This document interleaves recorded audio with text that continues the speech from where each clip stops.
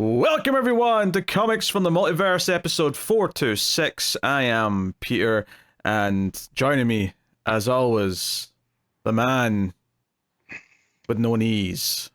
It's Matt. I have knees, they just don't work very well. I mean, it wasn't a literal statement, more of a metaphorical statement. I mean, I can't jump that well, so I mean, you're not wrong. Cut 10 years later, and Matt's like hobbling upstairs with two canes, trying to like get up. It's like you were watching me come up here for the show. No, I strained my leg a couple weeks back, and it's still not 100%, but it hurts when you go to push off, right? Because it's like my hamstring area. So yes, going upstairs, I feel like I need a cane or three. Yeah, when I was going for a walk about 2 weeks ago, there was about 2 or 3 days in a row where going uphill made my right knee hurt with every step, and I was like, "Oh no, is this like a thing I just have now?" It went away, and I'm like, "Okay, I'll fill it under the I'm over 30, so I get random pains occasionally. that'll not mean anything. It's fine." Was it right below your kneecap? Well, I don't know if it was below or just exactly on my kneecap, but it was like every footstep I took uphill was painful. That could have been your patellar tendon, and yes, that's an over 30 thing where it just decides, yeah, we're not doing this today. Yeah. I think it's just a case of resting it for a day or two is all it needed to work itself out. But yeah, just a little bit of ice, a little bit of stretching, you should be good. But that's I don't do any. You still go out and play sports on the weekend like a madman, so you're just intentionally injuring yourself. Every time I tell someone I'm 38, they go, "What? No way!" And then they hit me with the "good for you," which is, I know that they don't mean it to be patronizing, but it's very, because like, look, I'm just there to cause havoc. I'm not gonna pretend I'm good at things. But yes, I get hit with the good on you, good for you. That's quite funny. Alright, this is a DC Comics podcast. We get together to talk about the books we read this week. Coming up on this week's show, we have Absolute Power Origins Issue 3, Detective Comics 1089, the final of the run.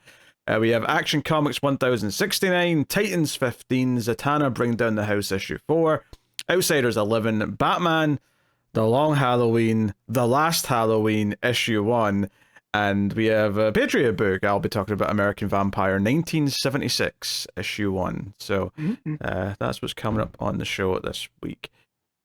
All right, how was your week, Matt? It was okay, just very busy, but other than that, it's decent. How was yours? It's okay. Someone on Patreon's making me watch Agatha all along, so that's got me in a cheery mood. Even I'm not watching that. I mean, it's inoffensive, but like it's it's. There's worse things you could watch. You know what I mean? Like at least it has why am I drawing a blank on her name? Who plays Agatha? Catherine Hahn. At least she's decent in everything she's in. Yeah, it's got Aubrey Plaza as well, although she's been notably absent for 2 of the 3 episodes so far, which I'm not very pleased about. So you're like, I'm here for her and her own. Oh man, she's not here. Pretty much. But hey, if someone wants to make me do it, they make me do it. That said, though, I could have brought this up last week and I forgot, but the Penguin show started. It's still only 1 episode because they did last week. They did a Thursday episode or a Wednesday episode. This week it's airing on Sunday night. It's now on Sundays permanently, but for some reason the first week they did an earlier day of the week. I don't know. It's weird. But it basically means that we're at this is the second episode of this show that I could talk about it, but they've still not aired episode 2. Yeah. Anyway, it was pretty good. The pilot was good. Colin Farrell was entertaining. Kristen Milotti was good on it as well. I think the best thing it's got going for it is how darkly funny it is at times. There's a real dark sense of humor that gives it some personality. So, yeah, when I think back about Reeves, the Batman, I think of Colin Farrell a lot. That he did bring that kind of. There was a sense of humor to his Penguin, so it's good that the show's continuing that. And it's interesting actually that we're doing Last Halloween. We've been talking about Long Halloween and stuff because Kristen Milotti plays Sophia Falcone, or they say Falcone in the show. Yeah, so I always feel that was Nolan messing that up because. You know, just traditionally that name is pronounced like that, you know, Falcone. But for whatever reason, Begins hit it with the Falcone. I don't know, it's just the way I get used to saying it. So now saying it with just the straight, that sounds weird to me. But yeah, It's not That'd as be like calling Al Capone Al Capone. yeah, but it's not as bad as the Justice League animated series or Teen Titans the Teen Titans animated series, which referred to Bill Reeve as Bill Rev, and I hated that with a passion. Yeah. Every time they said it, I wanted to punch the TV. Yeah, that one's weird. Yeah, that one's weird. But yeah. Because that's two E's in Reeve. So anyway, the point I'm making though is that they're playing out with a little bit of stuff from that book, just in terms of like talking about her. Although things are very different because I'll tell you this: Alberto Falcone is not the holiday killer in this, but there's definitely some implications going on based on the first episode, which is kind of fun.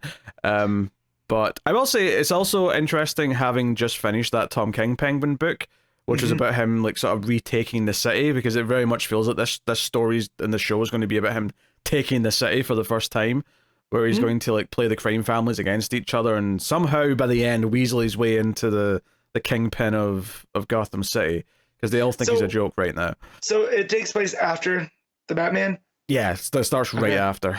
Okay, cool. So yeah, promising. Promising first episode. We'll see how it goes. But if you want to hear my full thoughts on that, I did review it over on MailFuzz TV, the YouTube channel. If you want to hear some more. Man, who'd have thought that Colin Farrell, like I know he just did Banshees, but he seems to be getting more praise for TV recently. You know. What else did he do in TV? I'm trying to think. He did one of the True Detectives, and I think was that season 2? Yeah, that's the one everyone hated, though. Yeah. But he got praise for his role. I remember that much. I think just in general, his movie choices have been quite like obviously Banshees of Inisherin everyone knew, but I just did a movie for Ace called After Yang that he's in, and he's very good in that. It's a very subdued performance, but it's I'd very much recommend it. And before Emma was working with Yorgos, he was doing the Yorgos movies. That's right. He had me watch The Lobster. He was in Killing of Sacred Deer. So yeah. He's definitely up there. When you look back at like when he was doing the SWAT movie and he was the villain in the shitty Daredevil movie, like he's come a long way since those days for sure. Yeah. So no, it's funny because it is such a transfer. You'll even recognize him as Penguin, like still even in the show. Someone at work went, I thought Gandolfini died, and I was like, that's Colin Farrell. So I guess that's the biggest compliment he can get, right? Is I think that it's a much more who you associate with a role like that. He's also doing like maybe it's because it's a more like stylized accent because he's doing kind of the the sort of Italian mobster kind of voice, but like I never thought he was particularly good trying to do an American accent before. Like it always kind of like felt like some of his real Irish is coming through, but the voice he does for Penguin is just like he just completely disguises himself into that role. It just you can't hear him, you can't see him. It's just a character. Yeah, it's probably easier for him just to do that voice than a typical English. He does speak English, American accent. Yes. But probably promising to start. Episode 2 is on Sunday, so I'll be looking at that on Monday. So yeah. As far as anything else goes this week, I don't know. I'm preparing for October. Been editing Screams episodes because we're obviously the October-thon. We do a lot of extra movies during October. We've been recording a lot. So yeah. Have you checked out Oddity yet? No. Okay. Honestly, that just kind of hit. It's not even on the radar yet, to be honest. There's so many things from just this year so far that we're just about to get to because they're available VOD. But because there's a lot of movies where I want to get to them, but they're still at that annoying like $20 to rent price. So it's just kind of waiting for some of the interesting ones to come down. But because I know that just dropped on Shudder, but my brother had seen it was one of those wild card screenings where they don't tell you what you're seeing until you get to the theater, right? Oh yeah. And he had went a couple weeks back and had seen Oddity, and he's been talking about it for a minute. And so I don't know anyone else who has seen it, so I can't get hey, is this going to be worth my time? So we'll find out tomorrow when I sit to watch it when I'm doing overtime. Because why would you be doing work when you're at work? Well, because basically I just have to show up and be a body, open doors, and then just be there just in case. So, but yes, and I get my stuff done. I'm very good at my job, Pete. That I can sit around and watch movies. Like I saw the TV Glow last week. Oh, that's just a good movie.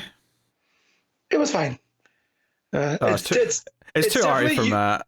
It's not that it's too Lynchian for me. You know, I'm real hit or miss with David Lynch, and this was more of the miss side for me. Oh no, it was like yes. baby's first Lynch. That's what it was. It wasn't that obscure. No, I don't know. Anyway, the good news is it's only 12 reviews because it's only from a festival so far. But Terrifier 3 has launched with 92% on Rotten Tomatoes, baby. Yeah. Christmas is coming early. That comes 3 days after my birthday. I am very excited. What better way to ring in 39 than with Art the Clown loving what he does? Yes. Oh dear. All right. Let's get into the show, shall we? Starting off with the Kindle rankings, the list formerly known as the ComiXology Top 10, RIP. But we have the books for Wednesday, ordered by their digital sales on the Amazon Kindle store. Matt, would you care to make a guess for number 1? I am looking. Give me... Let's go with X-Force 3. That is incorrect. All right. Cheat code's not working as well anymore. Give me Ultimate Spider-Man. That is correct. I'm actually surprised you got that. Yeah, issue 9 of that? I didn't realize we were that far into that already, but fair enough. Number 2 is Uncanny X-Men. Number 3 is Wolverine Revenge. Number 4 is X-Force issue 3. You're thinking, where's the DC books? Well, number 5 is a DC book. Long Halloween, Last Halloween. I'll just call it Last Halloween. This is just annoying. Yeah. But hey, I mean, that makes sense. That one did well. It's got a lot of name cred, being the sort of the final in the trilogy of the Long Halloween. Number 6 is Absolute Power Task Force 7. For whatever. I mean, it's a Dan Waters written book, but I mean, that was only that issue. So. Had I known, I would have checked that out. But I the first couple didn't do much, so... You forgot to read Power Girl, and you're saying, "Oh, I'd have read this as well." Because I do like Dan Waters. Like, I'll make exceptions. Okay. 7 is Phoenix. Number 8 is Nyx or NYX. I'm not sure how we might pronounce that. Yep. And then 9 is Titans, and 10 is Green Arrow. So 4 DC books out of 10. It's not terrible, but they're all in the sort of lower half for the most part. Sadly, both Action and Detective came in at 11 and 13 respectively. Zatanna was 15, and then the other ones are all sort of in the next 5. So I mean, it's not too bad, but certainly Marvel brought a lot of books this week. They had multiple X-Men books. In fact, I mean, looking at all the Marvel books, actually, other than Ultimate Spider-Man, we've got Uncanny X-Men, Wolverine, X-Force, Phoenix, NYX. Those are all X-Men books other than Ultimate Spider-Man. Yeah, one of my buddies who's just getting back into comics started with Wolverine the Revenge 1. He read it like 2 weeks ago. And so basically it's Wolverine and Escape from New York. Okay. Yeah, so that might be worth once at its trade. He said it was very exceptionally violent, which I was like, okay, that's cool. Do you think that's Hickman flexing his exploitation muscle that he doesn't usually get to do because he's too busy? Maybe. He's too busy doing heady stuff. Yeah. Very high concept, up to do type of stuff. Yeah. Oh well. All right. Well, there you go. That's the rankings for the week. We can get into the books, starting with Absolute Power Origins issue 3. John Ridley writing with Alitha Martinez on the art.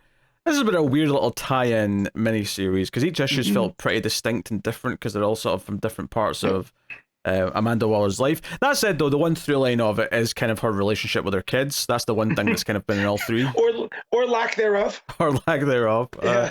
I mean, well, this issue, basically her daughter and her sons are both, we don't want you in our life, right? Yep. Partly because her daughters learned enough from her to hack into her phone and record her conversation where she admitted she lies to her kids. Not only that, so that was I understand what Ridley was going for there. I don't know. I feel like a discussion with the president of the United States is going to be far more secure than a kid being able to, And again, she's not a kid. It's her child. She's an adult who's pregnant at this point, yeah. Yeah. Then I guess an average Joe being able to hack into the phone. But other than that, This is a book that's also dealing with superpowers. Well, I think that's the idea, though. It's not, and obviously hacking into the president's phone is one thing, but this is her hacking into her own mother's phone. Because I assume she didn't hack into it while she was in the White House. She probably just hacked into it whenever and just recorded and listened to her conversations. Yeah. So, yeah. I mean, you would think maybe there'd be protocols in the White House about putting your phone in a box or something. I don't know, but whatever. But whatever. Also, I didn't pick up on this till this issue, but her daughter's name is Coretta, and then one of these sons' name is Martin. Those are the two kings, right? There's Coretta Scott King and Martin Luther King Jr. So that's a fun little piece by Ridley there. I didn't get the other son's name in this issue, but yeah, no, that's a nice catch. Yeah, so the issue starts with basically Batman storming into her Task Force X base, and this isn't quite present day because this is like an older Batman suit. No, but it's basically Batman's just doing it to stare down Amanda Waller in the face and let her know that like he can come in here whenever he wants, and he's keeping an eye on what she's doing with this Task Force bullshit. I love that he just busts in and he's in Belle Reve, and they're like, "The Batman's here. How do you get in here?" Right, and Waller looks shit scared as Batman looks at her, and it's interesting because I feel like that does motivate like her attitude for the rest of the issue, where she is like, no, he came in here to make a point, to prove that he could, to scare me and to humiliate me, and he did it. Like, she feels ashamed that he was able to just come in here. Like, she's been building this for however long it's been since the last issue, and Batman just made his way in to prove that he could. And she's so hell-bent in seeing Batman as the enemy that Batman's trying to say that he's in charge, and therefore she's lost, her agency or whatever. Yeah, he's intimidating her. That's what Batman does, right? Yeah, but she's too blind to see that she's... Because I think this is the whole point of the story with her kids, is that, yeah, she's doing this, and I think she believes she's being righteous the entire time, but the fact that all of her kids are saying, you're not allowed to meet your grandkid, like, we're barring you from even interacting with your grandson or whoever, like... That's showing that she is going too far, and she's refusing to accept that she has become something of a villain. Yeah, she's done this all in the name of her family, and it's cost her family. So why is she still doing this? What's the point now? It almost feels like we're building, and I guess spoiler warning here for Breaking Bad if you haven't seen the end of that show. But it almost feels like we're building to an Amanda Waller, realization someday, or admission, perhaps a better way of putting it, where she says, because Walter had that thing in that show, I'm doing this for my family, I'm making meth for my family, I'm being a kingpin for my family, and then he finally admits at the end of the show, nah, like, I did it for me because I was good at it and it made me feel important, it made me feel powerful, and I wonder if we ever actually have Amanda Waller in any way hint or admit that that's kind of what, like, it starts off for her family, but at a certain point it's not really that anymore. Because when we start this, she's kind of just a house mom, right? Like, we don't really see her going to and from work or anything, and then she ends up volunteering for the congressperson, and then working her way up now to being kind of the Black Ops director of the U.S. government. And so it's kind of the same. She's like, I'm good at this. I finally found my purpose, but at what cost? And, maybe she never has that realization. That Walter does. I'm thinking if I was to make a pitch for like a story with Amanda Waller after we've had absolute power and it fails in some capacity, then like something that builds to her actually having that sort of character growth. They would never probably do it because that would mean actually changing her character somewhat, and comics don't like doing that. But no. She is one that I can count on her being the antagonist. Always, when the wall shows up, bad things are going to happen. So, I kind of like that consistency. Kind of like how the current Marvel editor this past week said that Peter and Mary Jane will never get married ever again. Like, we just can't do that. And it's like, why? What? We have to keep Peter miserable forever and keep making him poor. When did Didio go to Marvel? That's what it sounds. Yeah, it sounds like Dan Didio talking about Nightwing. That's what it sounds like. Like, I can understand you saying like there's more drama in the will they, won't they, can they make it work? But to just say never because it makes them uninteresting, it's like, no, that's, come on. Yeah, the whole like, we couldn't think of how to write for him when he's married to Mary Jane.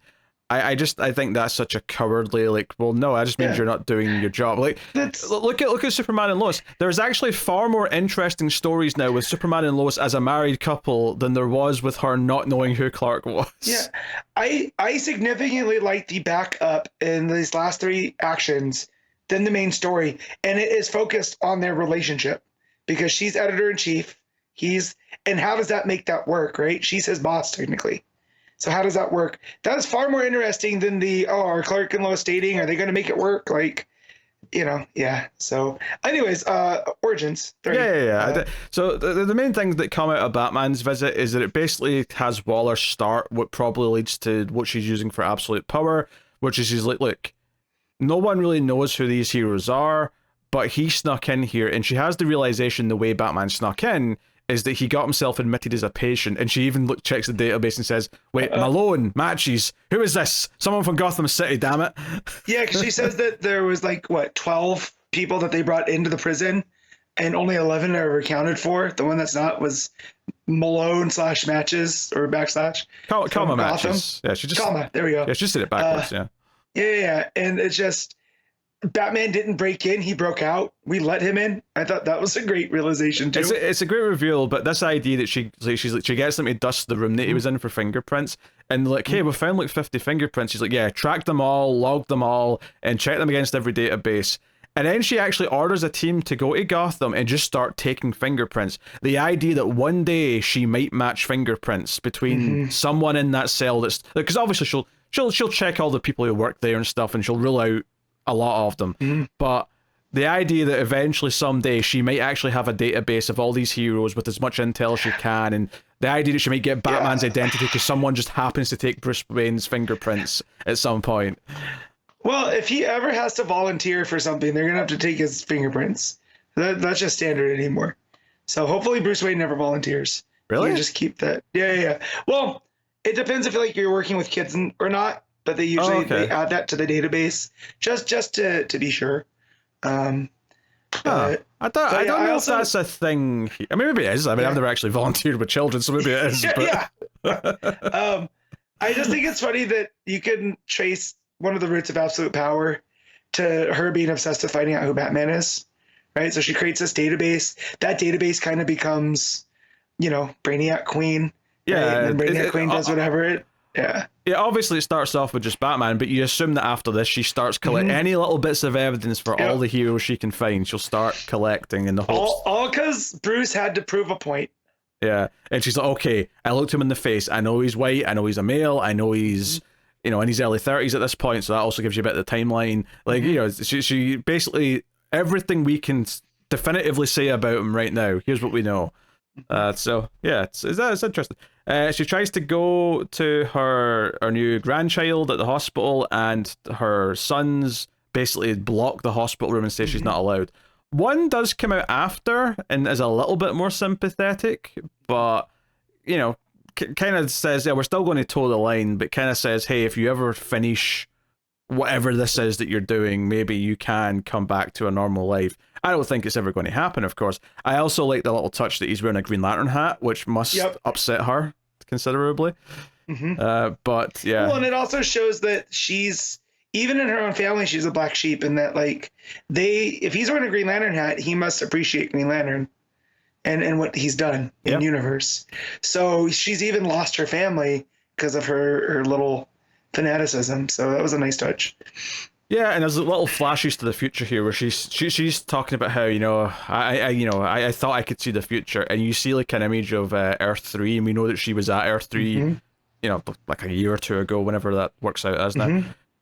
So it's this idea that there's stuff that's coming up that like she didn't know exactly what was going to happen, but basically Earth 3 was kind of like her seeing what she thinks is going to happen eventually on the main Earth. Right, she thinks that's where heroes are going. So yeah, it basically just ends with this like her sitting there on the bench being like determined. She looks up at the sky and sees like what looks like a meteor, and she says everyone's going to look up and see a meteor, but I'm going to look up and say, is that another threat? Is that something that I have to go and deal with? And I don't know if there's like an implication exactly what that is supposed to be, because it's obviously not Superman. It's too late for that. Like, yeah, no, I definitely think that it's representative of that thing that she sees a threat. Everybody else makes a wish. she makes a plan. Oh, sure, but I just mean, like, I was wondering if they were trying to tie this into the arrival of Oh, a character that would have been, gotcha. I don't know, maybe Supergirl ship arriving or something. I don't know. Yeah. Maybe not. Yeah, Maybe I'm just reading into it too much. Yeah. Yeah, it was an. I think this has been a really interesting little trio of issues that have tied in nicely thematically to the event. They've fleshed out Amanda Waller a little bit, a character who shows up a lot, but I wouldn't say gets that much focus in terms of actual her own development. So it was kind of nice to get a lot of focus. I think I would describe this as a pretty solid tie-in, and that comes with all the weight that you might attribute to that. I think that would go along with it. So No, and calling it Origins with Waller, it does. It shows her, and what it shows the through line of what ends up, or what makes her put into the plan of absolute power, right? Yeah. Where she doesn't believe in inherent goodness, and that's been kind of what the point of absolute power has been, is that that's what makes the hero stand out. It's not their superpowers. It's the fact that they want to help, and she can't see that. She's very cynical. yeah, Is that, you know?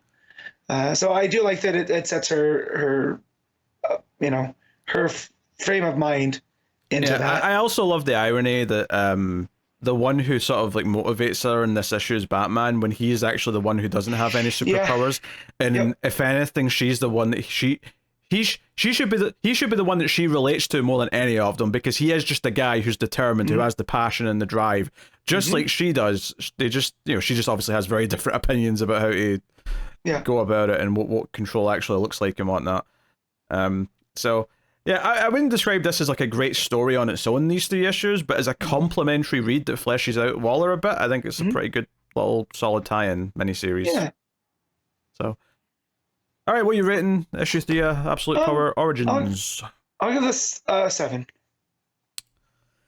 Yeah, I think that's about fair. I could maybe stretch to the 7.5. I think there probably wasn't as much emotional impact. I think the first issue of the 3 was probably the most interesting to me, because it really was, because the 2 and 3 kind of overlapped a lot with like time periods that I'm more familiar with Waller, whereas issue 1 was completely felt like fresh, new. I didn't really know this. It was untread ground. Like we had never really known where she came from. She was just the wall usually by the time we get to her. So yep. All right. Detective Comics 1089, Ram V and Dan Waters writing, and I'm saying the backup writers here with this for a reason this time. And unfortunately, Guillem March with Christopher Mitten on the art. No shade to Christopher Mitten. It was all directed at March. When we get to the Christopher Mitten art, it feels so nice because it's so different. Yeah, it's like, this changed. Oh, yeah. And again, I feel like we beat up on March. This is not terrible. However, with some of the other art that we've gotten on this run, it's not the best, and I definitely wouldn't have ended with March. Yeah, you know what I mean? The two things I'll say there is, one, I said last issue it was better than March normally is. I do think this one's worse than the last issue art-wise. I think it looks more rushed. It looks more messy. It looks more like Guillem March that we've all come to love and cherish. Yes. The other thing I'll say though is that I think the real kicker here is that I assumed that we'd have a different artist for the final issue of Ram V's run. The fact that Ram V's run ends with Guillem March art actually kinda sucks. Like, it really blows. Like, I can forgive that, okay, we have to have a fill-in artist and it's one that I don't like, I'll just sort of deal with it. But to end on that art, that hurts. Like, there must have been some scheduling conflict. Whatever artist was planned couldn't come. I don't know. Whatever led to this, I don't know. But it's definitely disappointing. It does linger over the book a little bit as I was reading it, because even just the very first page, I'm just sort of looking at it and going, this is the final issue. This is the final part. There's a part where a character hands 2 swords, and just the way that they're posed on that page, it hurts my eyes.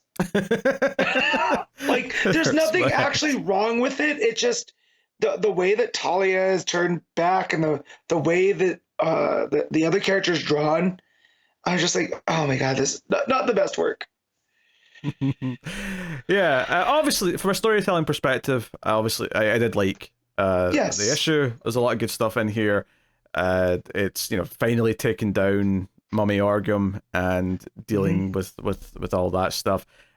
Which, you know, and the fight that Batman has with her, again, I think the problem with this is that because it's dependent on the art, like, ultimately, you know, I didn't really enjoy the fight that much because of that, but yeah, that just is what it is.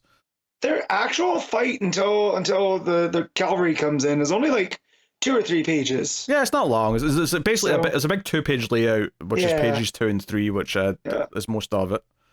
And her design, again, I think in other hands would have been fine, because she's mainly just a mouth and teeth, like repeated. It's kind of creepy that way. So yeah. And for that fight, it adds to some weird proportions. Again, it's hard to look at times. Yeah, for sure. Yeah, some of her people show up, but then Talia shows up with Arzen, and he's got the music box, and yeah, that does the handing of the katanas. But there's a great thing here where, for me, where the issue really started to sing, no pun intended, is when she's like, hey, this doesn't matter. If you like beat me, like, we've already taken the city, like, Gotham's doomed, whatever, blah, blah, blah, blah. And Batman's like, no, there's forces for good in Gotham fighting for it. There always is. And then you get a page where Nightwing's saving a child. You get a page where Cass has been wounded, but she's saving kids as well. Although that was, I have to say, the proportions on Cass here is one of the worst art pages in the book. Also, I thought she was holding someone else's arm, like she ripped someone's arm off to beat him with it. I thought that too. And then I looked, I was like, oh no, that's her arm. She's putting her shoulder. And like, look, I've hurt myself before. Granted, never a puncture wound.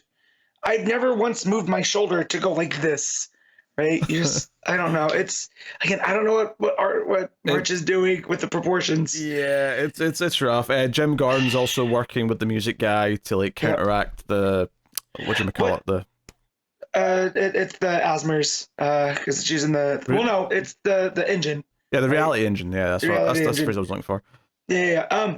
But I do like that the crux of this is it's not just Batman defeating Orgums. It's Gotham rising up because of force. Including the villains. This is what we've been saying for 2 arcs at this point. Is that like, it's been building to this idea that all of Gotham will kind of fight back. You've got Gordon fighting thugs in the TV station, and Question shows up. Montoya shows up and helps him fight. And they're both going up to the broadcast booth to let Oracle patch in, because they're basically going to broadcast the music to basically break everyone out of the reality engine's control. And it's all very sweet, and it actually leads to this really nice moment where you see like a child draw a bat logo and then grab like a big torch and then shine it up into the sky, and then when you look at the bottom of that page, you get the bat signals obviously on, but there's also all these little bat signals hitting the sky and hitting like the sides of various buildings. And I'll give March credit here in the art. All the bat signals are a little bit different. So it does kind of show the fact that it's different people that are also doing the same thing this little kid did, right? To show that, Gotham's in our hands. Yeah, that's fair. I conceptually, I really like that page. The idea that they've all, like, everyone now remembers Batman and they're all kind of signaling for help effectively and support. And then Catwoman shows up where everyone is and is like, I was sneaking in. Like, I snuck in already. You underestimated me the entire time. Yeah. But where this actually goes, though, which I do find quite interesting, is that Mummy Orgum thinks she still won because she's going to basically force Batman into a very difficult choice where the only way he can stop like the machine that's hooked up to Scarecrow from like affecting everyone and making them terrified into tearing the city apart is if he kills Scarecrow. So Batman is faced with this choice where he may, like, you have to kill him or your city's doomed. And instead, what Batman does, his solution to this, is to just influence what fear Scarecrow puts into the city. So he grabs Scarecrow, like, makes him aware and says, "Look at me," which is a recurring thing throughout the issue, is that panel of his eyes saying, "Look at me." And he basically has Scarecrow look at Batman, and we see, like, what Scarecrow sees. We see this, like, fear version of Batman. And Batman basically narrates that he's just made Gotham City fear the Batman once again. Like, in one fell swoop, not only do they all remember him again, but he's making everyone fear the idea of the Batman. So he's kind of, it's almost like he's brought the city back to, like, how they feared him in like year 1 or year 2 of Batman, where like all of a sudden he's a spooky thing again. Which I do like, because I always love the idea in early Batman stories where they don't know if he's a monster or somebody dressed up, right? There's that unknown quality to Batman. And then here it's almost like this is Bruce embracing Barbados, where he's like, yeah, sometimes you have to be the big monster in order to do what you need to do. And so to see him in this kind of demonic bat form, you know, with like, it almost looks like there's a pentagram behind him that has the goat's head and whatever. Yeah. So, you know, some pretty creepy stuff. But, and then just his whole design here, I think, is kind of March's best work in this issue, just because it's so foreign looking. Like, he makes it work. And it kind of reminds me of what in Batman Begins, when I forget who looks at Bruce that way under the fear toxin. The Scarecrow. If it was Crane? Yeah. Okay, yeah. When he looks at him and it's that big burly bat creature, it kind of reminds me of that too. So yeah, he turns out a Psycho Gorman Batman for a second.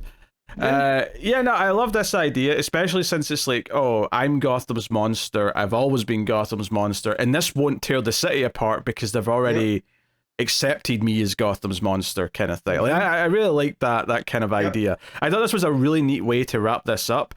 I mean, not that I knew going into this that there was going to be a problem with like disconnecting Scarecrow from the machine. I didn't realize that was going to be a thing. Yeah. But once they introduced it, I thought this was a great way to wrap it up. Was Batman using it to just sort of reinstill the idea of the Batman in the hearts of everyone.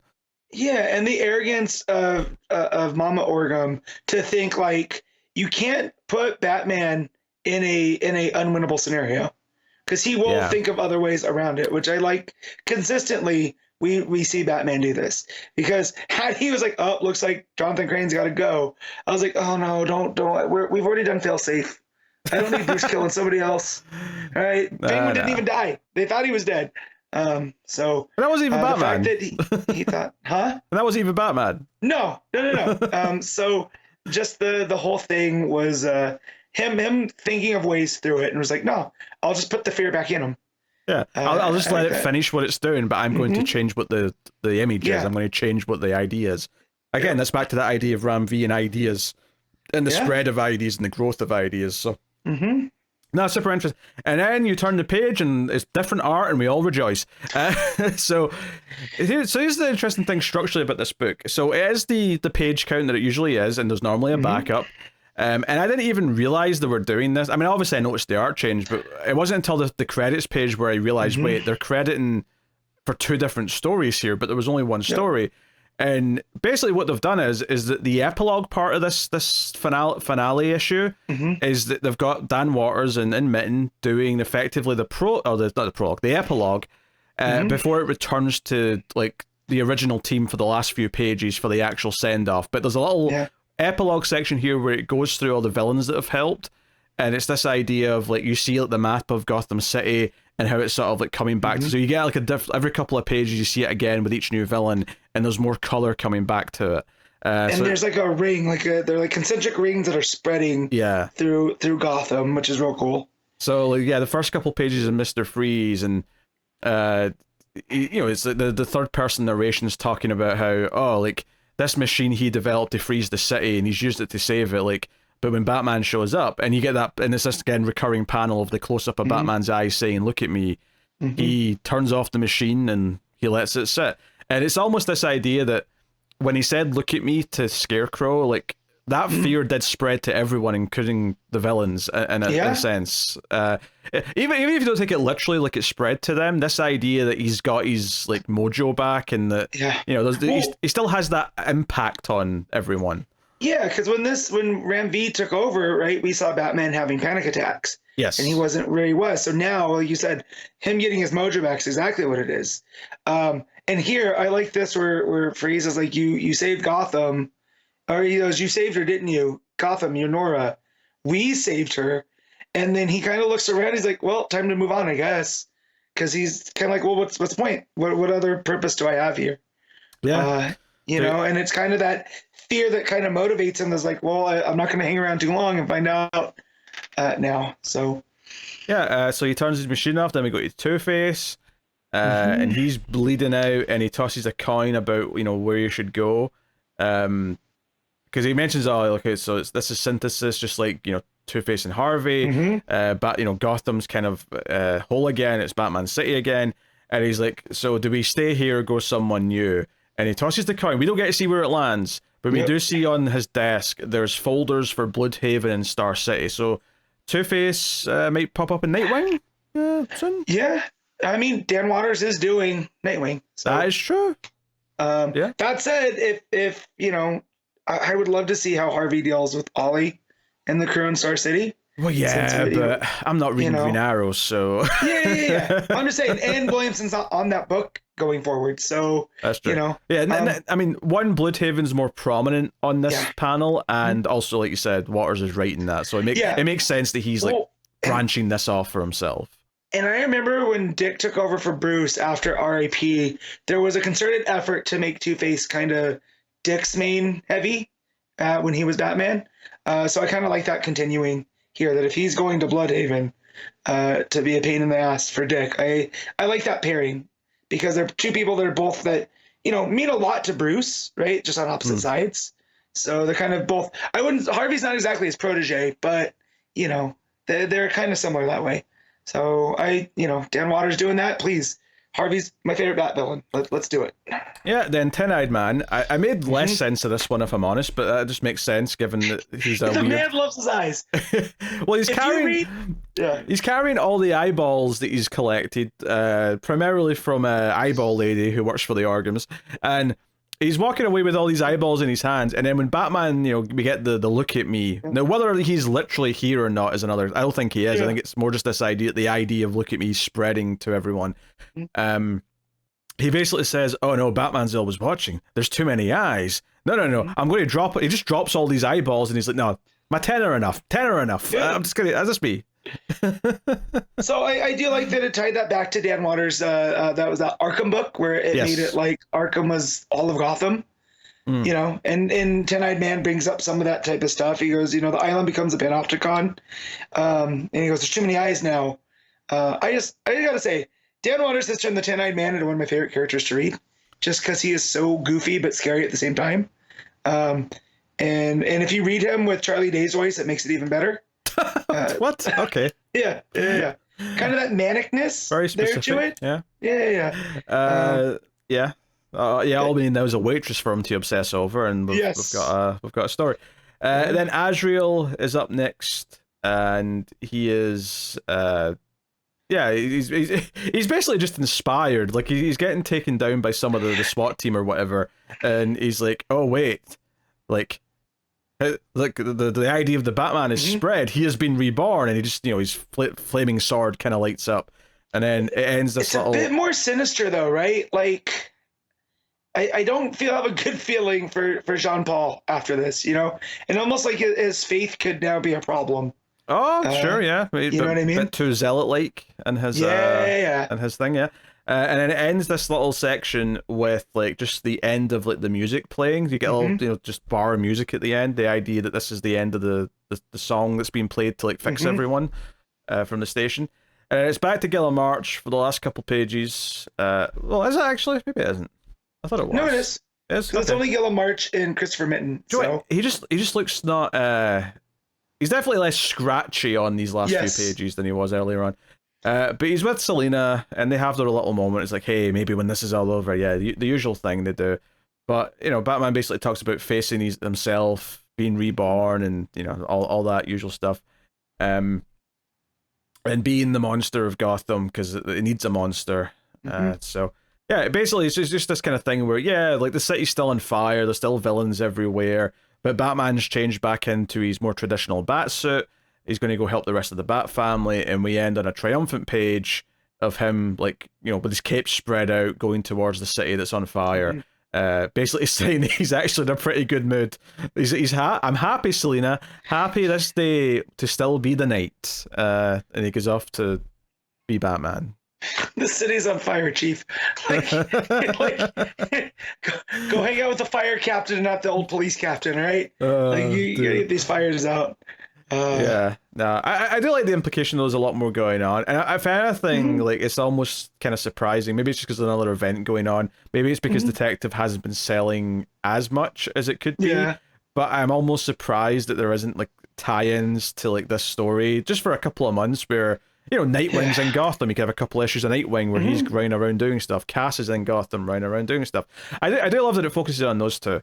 Two of my favorites of the family. Obviously, I always like Babs and Steph as well, but Dick and Cass are definitely up there. So also, I like that he's kind of drawn in the bat symbol here, right? The way his hands are up more. Sure, yeah. The ears are pointing, so there's a nice mirror thing going on there. Yeah, and the bat signal's up in the sky above him, so you can compare it directly if you wish. Yeah. Yeah. No, I like it. I will say, this isn't like a big thing, but I do always appreciate it, or prefer it, when the bat signal actually has like a beam of light going up to it. Like I'm not as fond when it's just drawn onto the sky like it is here. I'd prefer a little like, you know, god ray, if you will, going up. But you know, this is a minor preference. So yeah. So no, I mean, it's a good ending to the book. I love thematically all the things that it closes. I mean, the fight with Mother Argum's whatever, it's just a couple of pages, but the decision with Scarecrow, the family being out there helping the city, all the epilogues with the villains and the sort of the final point are all really satisfying. It is just kind of a crying shame that the end of this run that's lasted like 2 years has to be Guillem March on art. Yeah, we couldn't. If we would have started with them, we would have been like, oh, that sucks, but you know. And then we would have ended with a bang, but instead we get him at the end, and it's like, all right. Yeah. Ends with a thud. All right, Matt, what are you rating Detective Comics? I really like the Christopher Mitten art, so it's gonna weigh a little bit more, and because I really love the story, so I'm gonna give this an 8. Yeah, I was thinking an 8. I think if I liked the art in this, again, no disrespect to Mitten, I'm just talking about the bulk of the art. Yeah. If it wasn't Guillem March, if it was an artist I liked, I could easily hand this a 9. But me too. As it is, I can only go as high as an 8 because I actively dislike a lot of the art.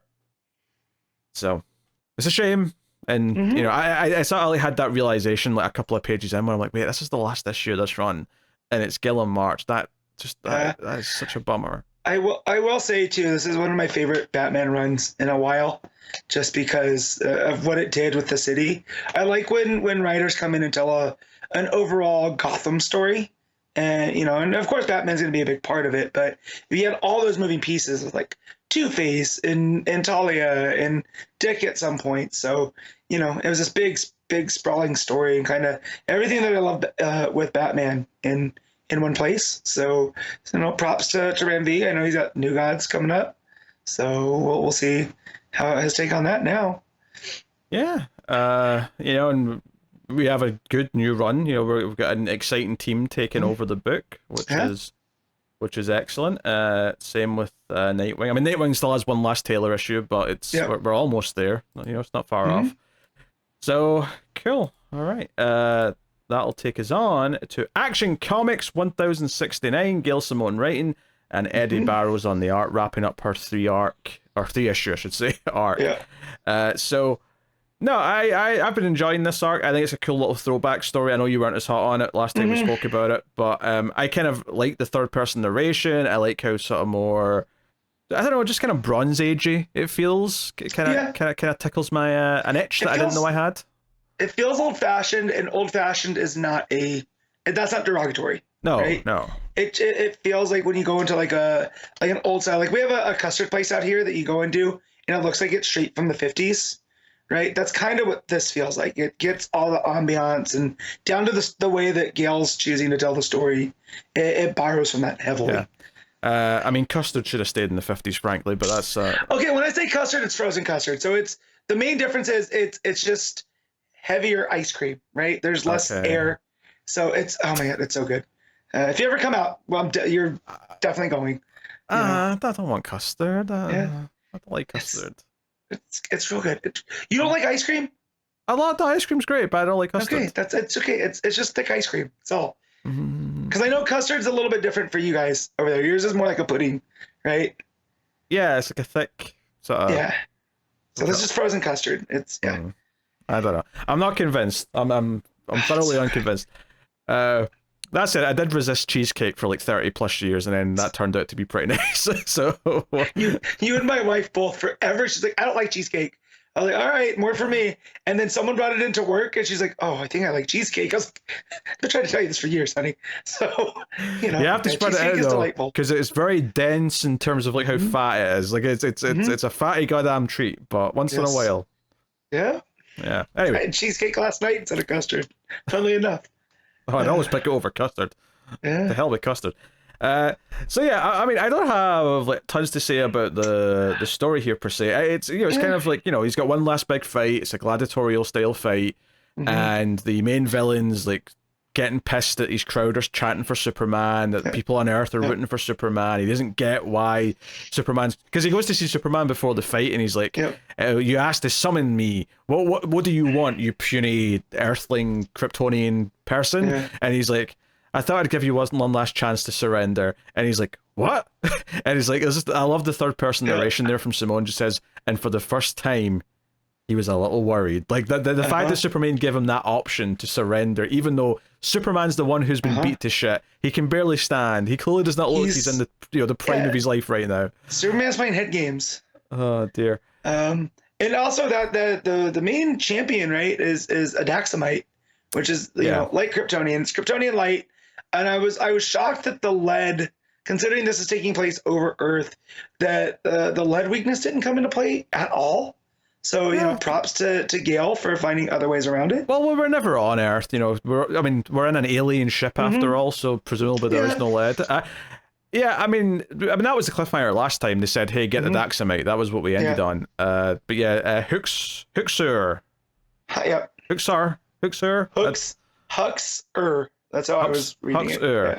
I feel like when I say Huxer, I feel like I'm almost saying whore. Like I don't. It doesn't sound right.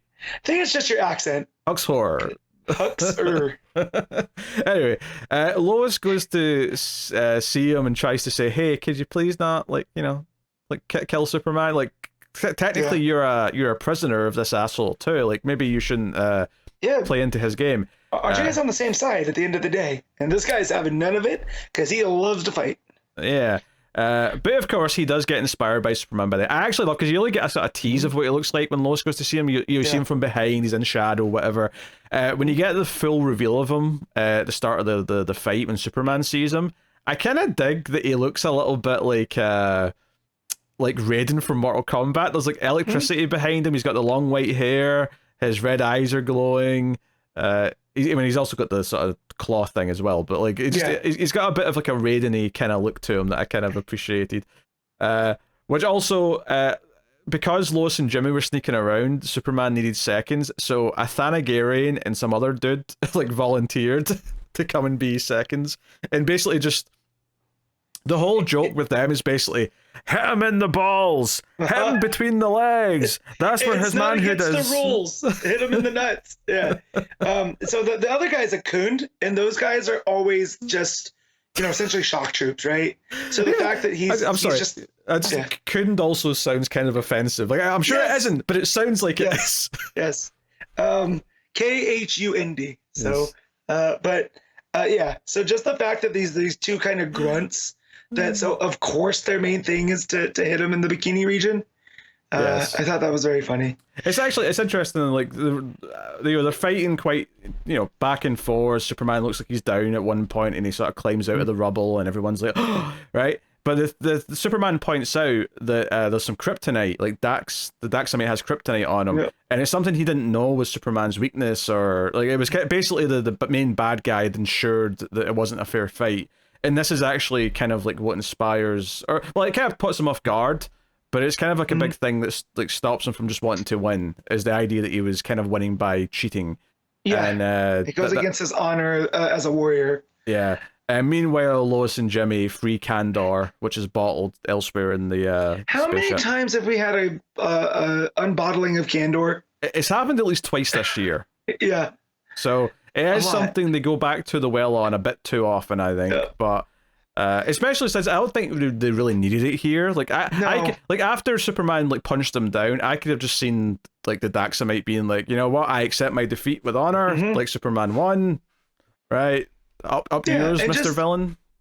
And yeah, I also like the idea of Kandor just representing Superman, right? So them just getting Kandor back would be enough for Superman to, do the inspirational thing that he does without, all these Kandorians behind them. Hmm. Yeah. So yeah, it just bookends the end of the story with him going back to Black Lightning to help with the kids. Yeah. So yeah, it was nice. It was a nice story. I like the art. I like the heavy inks. I liked how kind of old school it felt. I mean, the art felt very 90s to me, and then the writing felt very Bronze Age, and I was kind of digging that by and large. I think it was the right length. It didn't overstay its welcome. And next time on Superman, or on Action Comics, I should say, we're basically doing what we did with Detective a couple of years ago. Remember when we did the Tower? It was like 12 weekly issues. Yep. We're doing that with Mark Waid. We're doing 12 weekly issues. So that's kind of cool. So we had Jason Aaron, Williamson, and then Gail, and now we're getting Waid for 3 months. Yeah, but Waid came in and said, "I'm not doing 3, I want 12." Right. And they said, "Fine, 12. Fine, right. We'll make it weekly so you can fit." Yeah. Cool. Yeah, I'm cool with that too. There is a backup as well, though. I've not been reading the backups. You have. Yeah. So this basically is just Lois and Clark having a conversation at the Daily Planet globe, and Superman is, basically saying, like, you kind of hurt my feelings because you made me feel less of not even less of a man, just less of a person because of the ethical questions of him reporting the exploits of Superman as Clark Kent, right? But then she tells him, like, I just didn't pull you because of that. I thought you could actually write really good human interest stories, because that's the thing that he was on. Because and Lois reasons with him that you look at humanity and people in a different way, and no one writes human interest stories like Clark Kent, because you have a love and fondness for people, and that shows in your writing. So yes, and so it basically ends at the point where Lois and Clark both, not agree to disagree, but they come to an understanding that no matter what they do, because of who they are, there's always going to be ethical violations, right? Because of, Superman having his job as Superman, as Clark, and then himself as Kal-El, and then them being married. There's just no way around it, so you just kind of lean into it. So Clark's going to end up doing both, but there's this really nice scene where they're talking in I'm trying to get to it, where that she, that's where she tells him that he's a good writer and whatnot, and that she realized, like, the reason that the Atomic Skull story didn't go as well is because deep down Clark cares, and that he's not going to be able to pay attention to everything that's going on while he's doing Superman stuff, right? So the stories are always going to be a little bit off.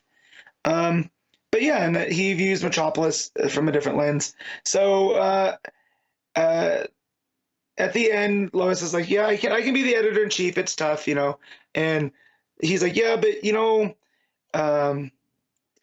let what was her name? That's right here. Mariposa, who's the writer that got put there, the up and coming guy or lady. That she can just finish the Atomic Skull story. Superman's or Clark's not going to do it, and Mariposa's turned it down because of a conflict of interest, because Superman saved her from Atomic Skull, and he looks down at Lois and is like, "Hey, could you imagine you recusing yourself every time?" He's like, "You wouldn't even have your Pulitzer anymore." And Lois kind of shoves him in the chest and is like, not funny, but she goes, "Maybe you can finish the story and get a comment from Superman while you're at it."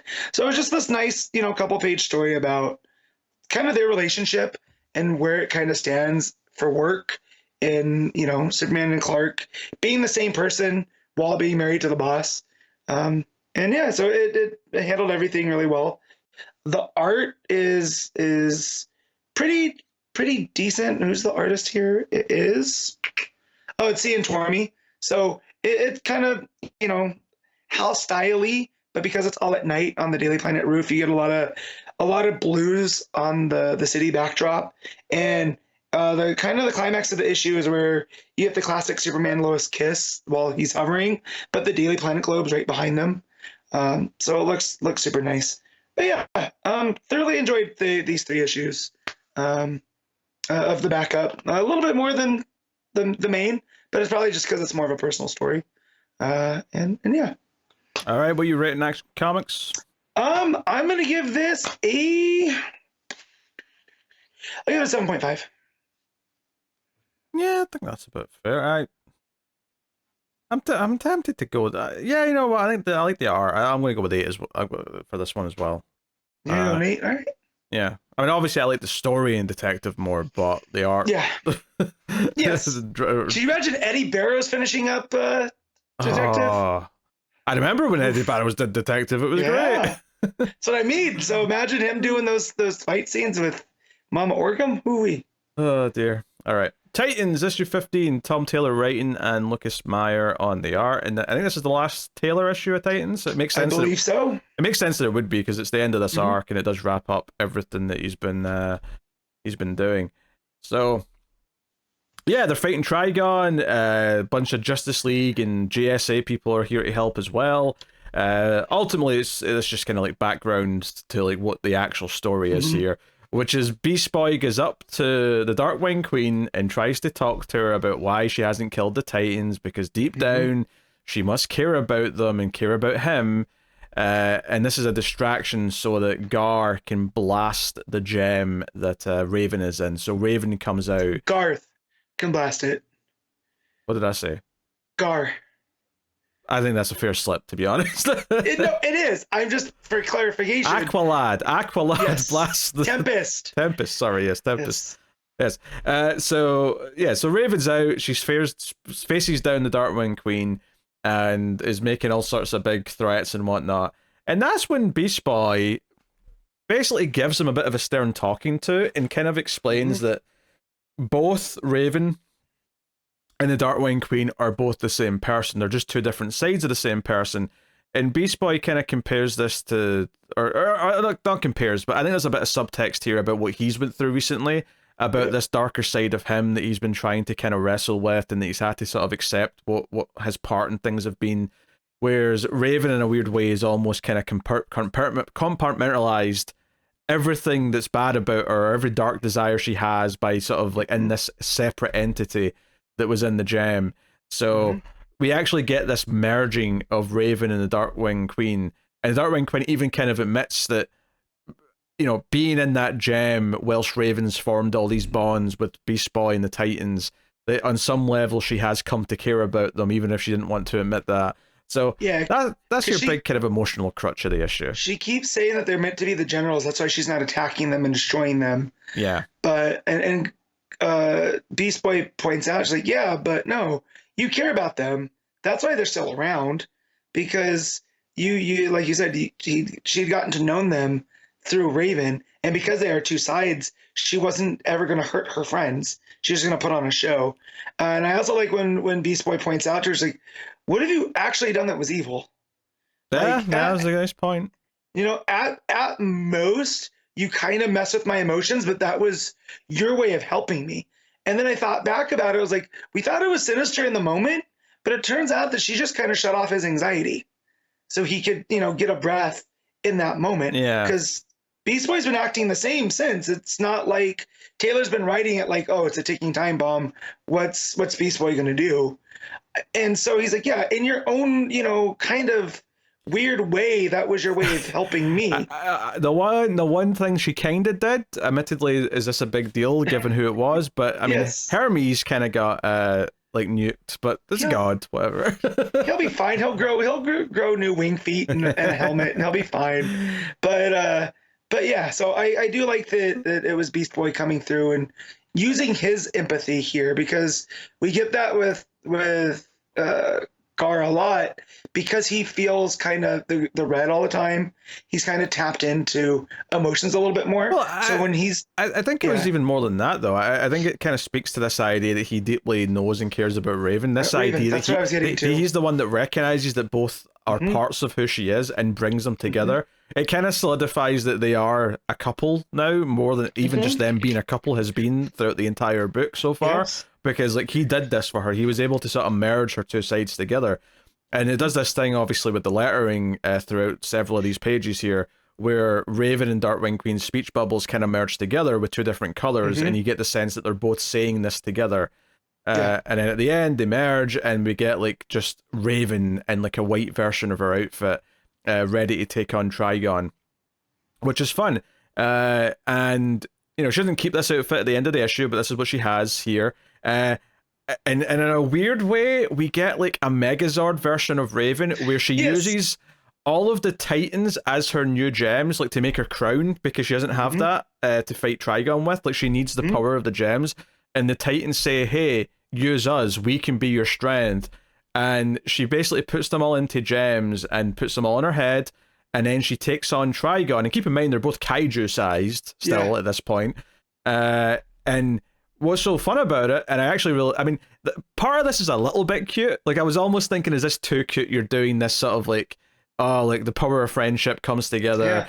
And is it even too cute that she's kind of using some of their skills as she's fighting Trigon?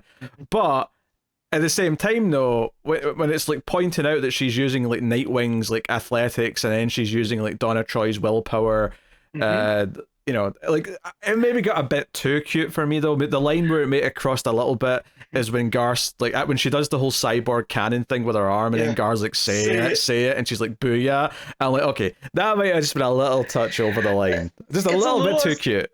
A little cringe, as the kids would say. Yes. However, I do love the idea that she is that because she always feels like such an outsider, right?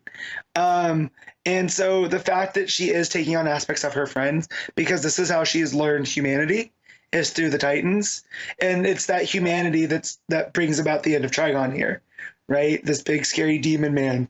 So I kind of like the subtext there, but you're right, it's a little bit too cute by half. Yeah. And then Tempest, because Trigon's so big and his blood is so big by, you know, obvious connection, Tempest can control his blood, so he just gives him a heart attack, which is actually really dark when you stop and think about it. It is. He gives the devil himself a heart attack. Oh dear. And then Raven like drives a trident like through him. Dear. I will say that I do like the if there's like a super Raven that we can dust off for events, you know, she kind of taps into the Dark Winged Queen. I like this white suit for her. Like it is a kind of a cool level up type thing. Yeah, I do wonder if it'll come back, if it's something they're going to keep around. I wonder if the new team that's coming on the book, and I don't have no expectations for that because I don't think I know the team that well. But I do wonder if, like, is the rest of this run, like, just them taking over and starting their run? Or is it a case where because Taylor's doing other things, he's, like, having to leave the book, but he did plan more? Is he left, like, a roadmap of, like, this is where the plot was going to go for the next, like, 20 issues or something? I don't know.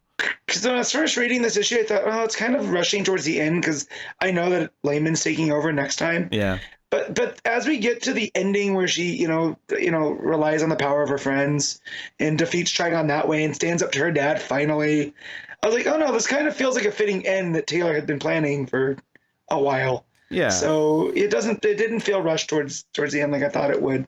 But yeah, so I don't know, because it kind of does not in a neat bow, but it does kind of put all of Taylor's threads kind of done here at the end. Yeah.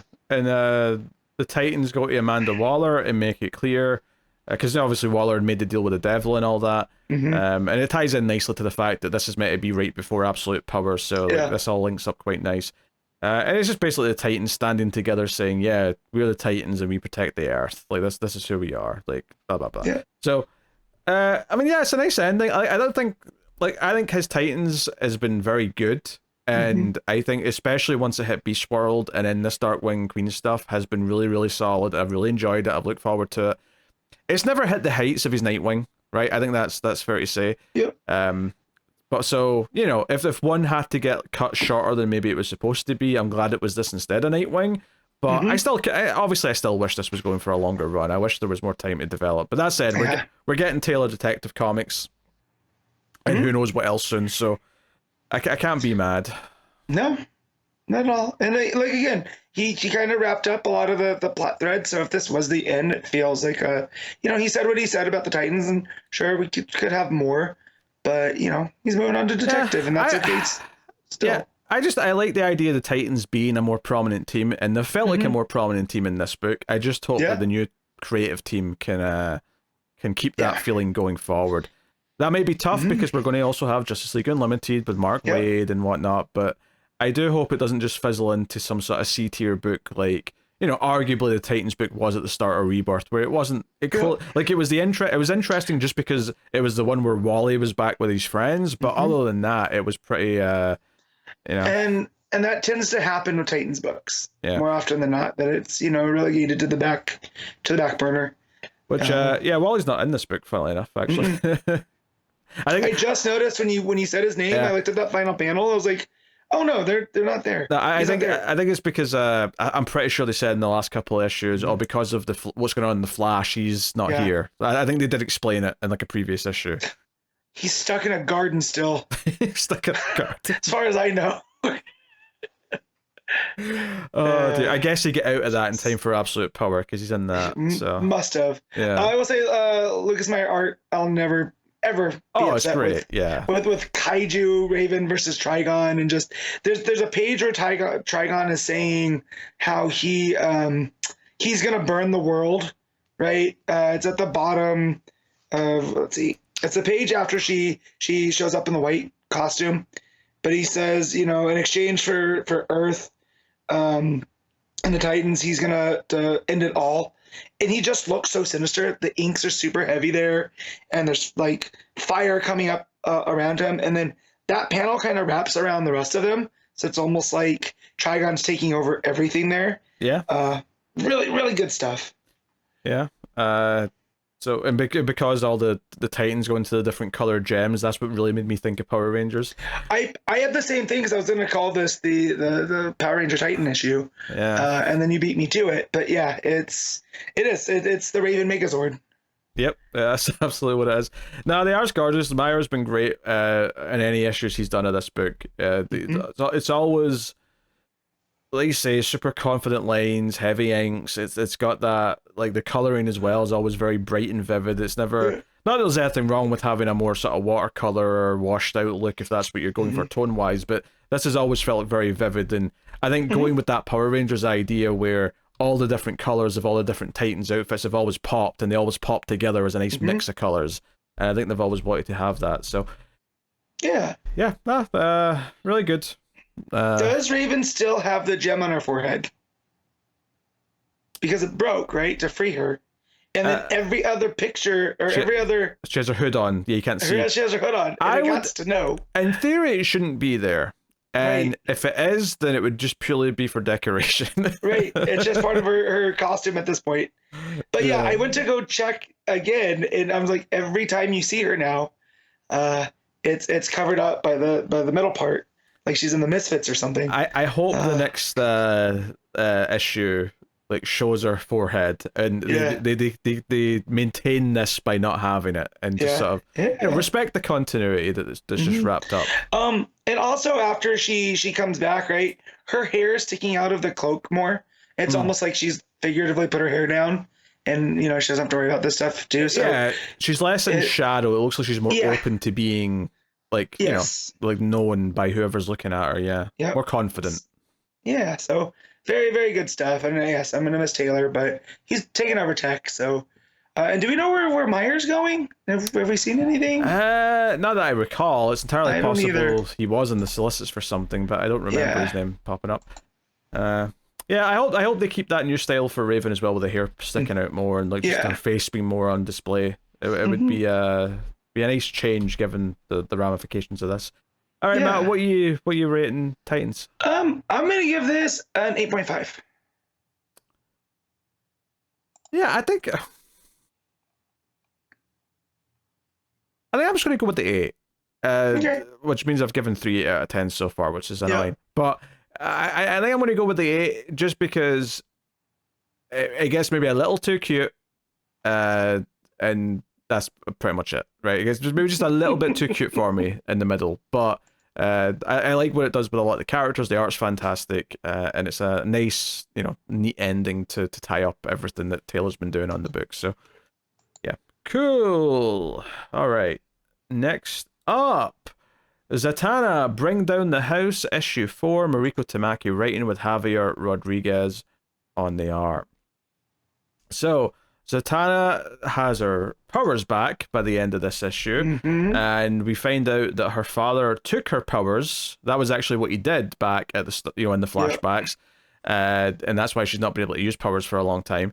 And basically, this idea that when you transfer power, and this was set up before, is that bad things can happen because it's not when you steal someone's power, it does bad things. And the demon that has been basically chasing around, killing people and trying to kill Zatanna is Zatara. That he became a demon by, sucking up magic from people, and particularly his daughter. So. That's a really interesting thing. It does make me think that the confrontation with the monster is going to not just be a fight, it's probably going to become something a bit more than that once they get into it. I suspect she'll have a conversation with her father by the end of the story, which is issue 5, I think, because issue 5 is the last one. Yeah, so I thought, for whatever reason, I thought this was the last one. And so I was like, well, we have a lot of resolution to get to. And then when it said to be continued, I was like, oh, okay. Well, there's one more. So that said, I do feel like there's a lot that's being left unsaid, right? I don't think it's going to be as simple as Zatara becoming a demon because of stealing the powers. I think the Conjurers, because remember, we also had the Conjurers going back to the house, and they seemed like they were up to something else. I'm sure there's more to it for sure. Yeah. But I do think he probably did steal her magic. Maybe he had a good reason for it, but it does seem like he did that. As to make her like not a target or something. Yeah, something like that. I mean, we see a little bit of a flashback as to how she met Constantine, which kind of bookmarks with her and Constantine kind of rekindling when they go to Paris. Basically, they're in the diner where the other two are fighting, Bunny Girl and the stranger, and Constantine sort of portals them away to Paris, and great full page or 2-page spread there when she's like sticking her head out of the window in Paris. Yep. Very pretty, very colorful. It's got that kind of palette that what do you call it? So it's all lilacs and purples and blues and whatnot, just with a hint of yellow and green for highlights. It's like it's almost like a color grade, right? Because like where the Eiffel Tower and stuff is on that page, it's all magenta and pink and purple, and then there's a color grade. I don't know how else to explain it. No, it's good. In fact, all the yellow, other than the sun in the background, all comes from like light that's coming from inside the hotel room. So it really gives this sense of like outside feeling different from the inside. And all it is basically that yellow rim of light going down her back. Basically, that's doing that. It's very psychedelic, and I don't mean it in a trippy way, right? It's just very, very like vibrant and eye catching, and because everything in the hotel room is like this, is this color palette. Oh, pardon me. They have sex basically, and the others bicker when they realize they're gone. They start fighting and like, wait, what's happening?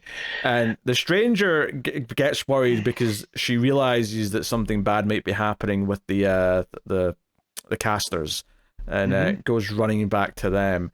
And does in fact see that there's chaos happening. There's their base is like crumbling, and there's lightning going off, and it seems like they might be getting killed. So all chaos. Whereas Constantine, meanwhile, admits that he was actually sent to meet Zatanna by the casters back when he first met her, basically to potentially kill her if she is what they think she is. And he made the decision upon meeting her, and also having sex with her, which might have colored his opinion a little bit, that she's not this dangerous person that they think she is, so he chose to just leave and not kill her. Yeah, I love the whole thing when he's looking at her in the bed and she's doing magic in her sleep. It's almost as like, she does magic in her sleep. She's not going to hurt a fly, Just one of those things. Depends if she's having a nightmare or not, and what the magic is. I mean, it could get dangerous. In Constantine's terms, though, this is small potatoes, So, and he leaves her a present because they meet on her birthday, right? At the school. Leaves her a top hat. Which has a magic thing inside it, which basically blocked anyone from finding her. He was basically protecting her with that, and effectively, her dad coming to find her and the casters finding her is all kind of like stem from all this. But yeah, she basically remembers her dad taking her magic. We get a great page of that happening with all this sort of energy. It basically was like fire like coming out of her and going towards her dad. Yeah. Really cool stuff. So yeah, Stranger is like, terrified to see that the casters are falling, their base is burning, and yeah, so it's a whole thing.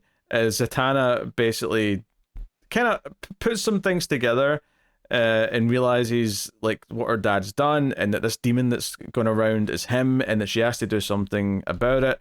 So yeah, she actually does magic at the end. She thanks Constantine, and she says hello stranger backwards, which takes her to Stranger in the caster's place and says, hey, we got to go take care of this demon.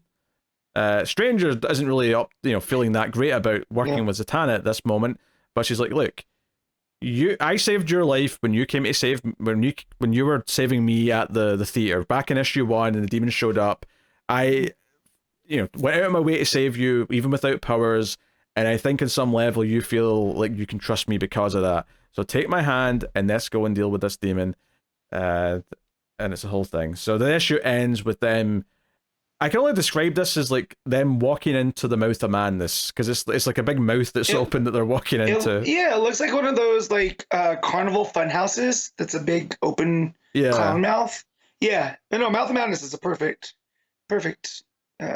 description.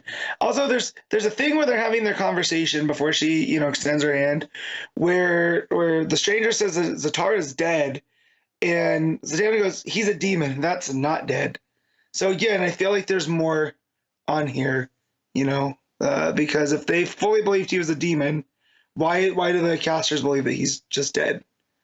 So yeah, so I feel like there's a lot of stuff going on here, and same with the bunnies. And looking there, that when we get the flashback of Zatanna taking her magic, you have the bunnies watching from the woods.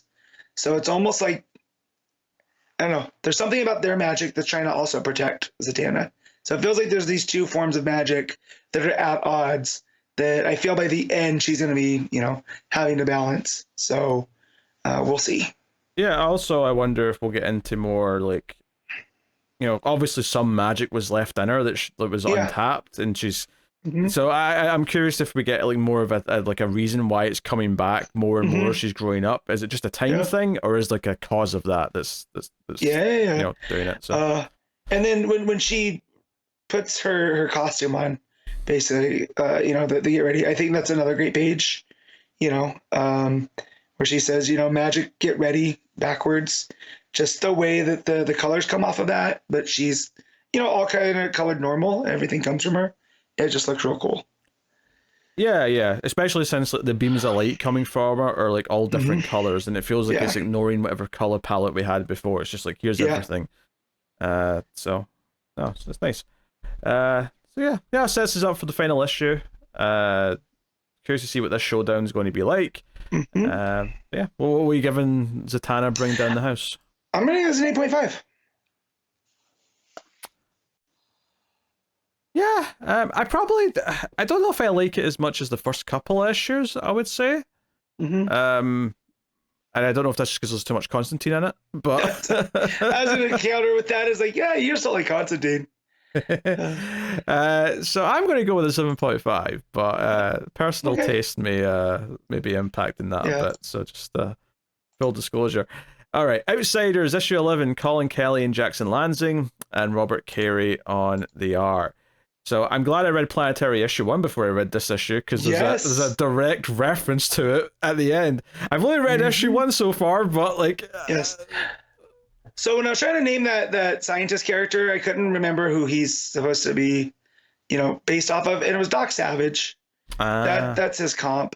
So yeah, it came to me after we were done recording last week. Yeah. But, yeah. So Jaquita's with Carrier. And Carrier's like saying, hey, you can't do this, you can't end all the realities, so on and so on. And basically, you think you know the end of these stories, but you don't. And then effectively shows her the end of the stories of the characters that have been in this book. So it skips 8 years later and shows you Lucius Fox on his deathbed. And basically just this idea that no one's there because they're all too busy off being like heroes and stuff, and he's okay with that, he's content. But it's like, okay, so we see that, and then we see 37 years later, and we see Luke Fox in the future talking to Terry, as in Batman Beyond, in Neo Gotham. And, you know, there's an explosion at the end of this scene, which, you know, he's talking to the challenges of the unknown. There's a whole thing happening, and then he gets pulled from that. And then, perhaps more shockingly, it says 6 months from now, Kate Kane's going to die pretty soon, according to this book, at least in the current trajectory. Yes. And she's fighting some big armored-looking Batman dude. Do you know who this is? Yeah, he was the one that's been following them around. That's Signal from the Dark Multiverse. Oh, okay. He was introduced. That's right. He was introduced in the Dark Vampire issue. I didn't recognize him instantly. Okay, that makes sense. Yeah, and he has that big axe that's actually a guitar. Yeah. Right. So he strikes down at her, but she strikes him at the same time. I don't like that Kate might be dying within, what would it say, 6 months? Well, I don't think she is going to now. I think this was the trajectory until the end of this issue happened. But honestly, for art purposes, I might say this little like Kate death scene is my favorite, because like just the rain in the nighttime of Gotham with the lightning striking behind them. It just looks really good, them fighting on the roof. Really good stuff. But basically, I think all three characters get to see their futures when Carrier's like showing this, and then says, no, we're in the blank page, and kind of like, you know, basically wakes them all wake up in their current ages, like in the moment, and finally like have a conflict with Jaquita Wagner. And she monologues a little bit, and then Kate says, hey, you just did an evil monologue, which means you're screwed because we're goddamn superheroes. And we get this big 2-page spread of like Luke and Kate in costume coming for her, and comically Lucius Fox in the background just holding a couple of batarangs, because he's never actually been a superhero, but you know, but he has the tech, right? I have these if you guys need them. He's there to assist for sure. Yes. So yeah, they fight Jaquita. There's some headbutts. There's some whatever else. It's a whole thing. But yeah, so it's basically this idea that by the end of the fight, though, and they're trying to talk her down, Kate points out that, you know, you've been so obsessed with like bringing your world back and having this sense of vengeance because your reality got wiped out and you're all that's left, that you're actually about to kill the only people that are around right now that care about you. And she kind of has this realization, and we get kind of the book style like narration come in, right? And basically describes her kind of reconsidering what she can do, and she burns off the cover of the book and writes on outsiders on it instead, basically choosing to sort of keep their existence, you know, in reality, and putting it on the bookshelf. And Carrier thanks her for it, and it gives this idea where she later on, when we see her again, is like, oh, this, like, I always imagined the cosmic library and all the realities that exist, the ones that have existed and the ones that don't anymore, but I never considered that the person running the place was a reader. I always thought it was the creator and destroyer, but she's become the reader who's like walking down the library. And this is where we get a reference to Planetary, as she goes looking through the library and she finds a book called Planetary and she opens it. And because I just read Issue 1 of Planetary last week, I actually recognized that she's looking at the first couple of pages, more or less, of that comic book. And the book ends with her reading the story of Planetary and thinking about all the characters that she knew in that book, presumably, and just being like happy about it. Which is funny because that's her introduction that she's reading. Yeah, you're right. Yeah, it's her coming off the helicopter. Yeah. Yeah. So I think that's good. I also like, in a meta context, that the two writers here, Colin, was it Jackson and Lanzing? No. Jackson and Lanzing, yeah. That they're be both like, you can be the creator, but you also are a reader, right? You're experiencing all these things as well, you know, and it's not just one or the other, right? And from a creative output, that's, you know, they were very much informed by Planetary, right? Which they were readers, and now they turn around and they created this Outsiders book, right? So they got to guide it as well without destroying anything. Yeah. I like that meta context there at the end, because this whole thing was she was meant to be the bullet to destroy all the realities, right? And instead now she can experience all of them. So instead of just destroying things, right, from their perspective is let's just play in these sandboxes. And so I really like that. Yeah, plus, Carrier even says, very meta, oh, Jaquita, 11 issues and half a dozen realities. Do you really know better by now? And that's in response to Jaquita saying this is the end. And that's basically Carrier saying, no, it's never the end. There's always going to be more. I think some people might read that line and think, oh, it's teasing a sequel, a follow-up. And I don't think it is. I think it's just saying, no. Comics never end, right? Yeah. It's always on to the next reboot or, reboot or number one, or it just, we're how many issues of action, right? No. 1069.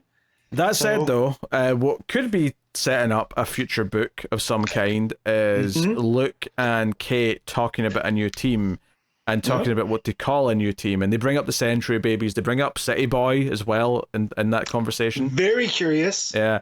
And that was the thing that really caught me off guard, was mentioning him, because I thought if it was just the characters they encountered in this book, I wouldn't really think much of it. But by naming a couple other ones, I was like, okay, maybe you're actually setting something up here. And they kind of refer to Luke being the engineer of the team and bringing them together.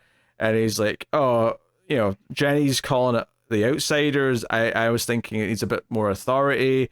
And Kate just kind of makes fun of him for, going with those names. But it's almost just poking fun at the audience of being like, hey, are we going to call this new team either of those things?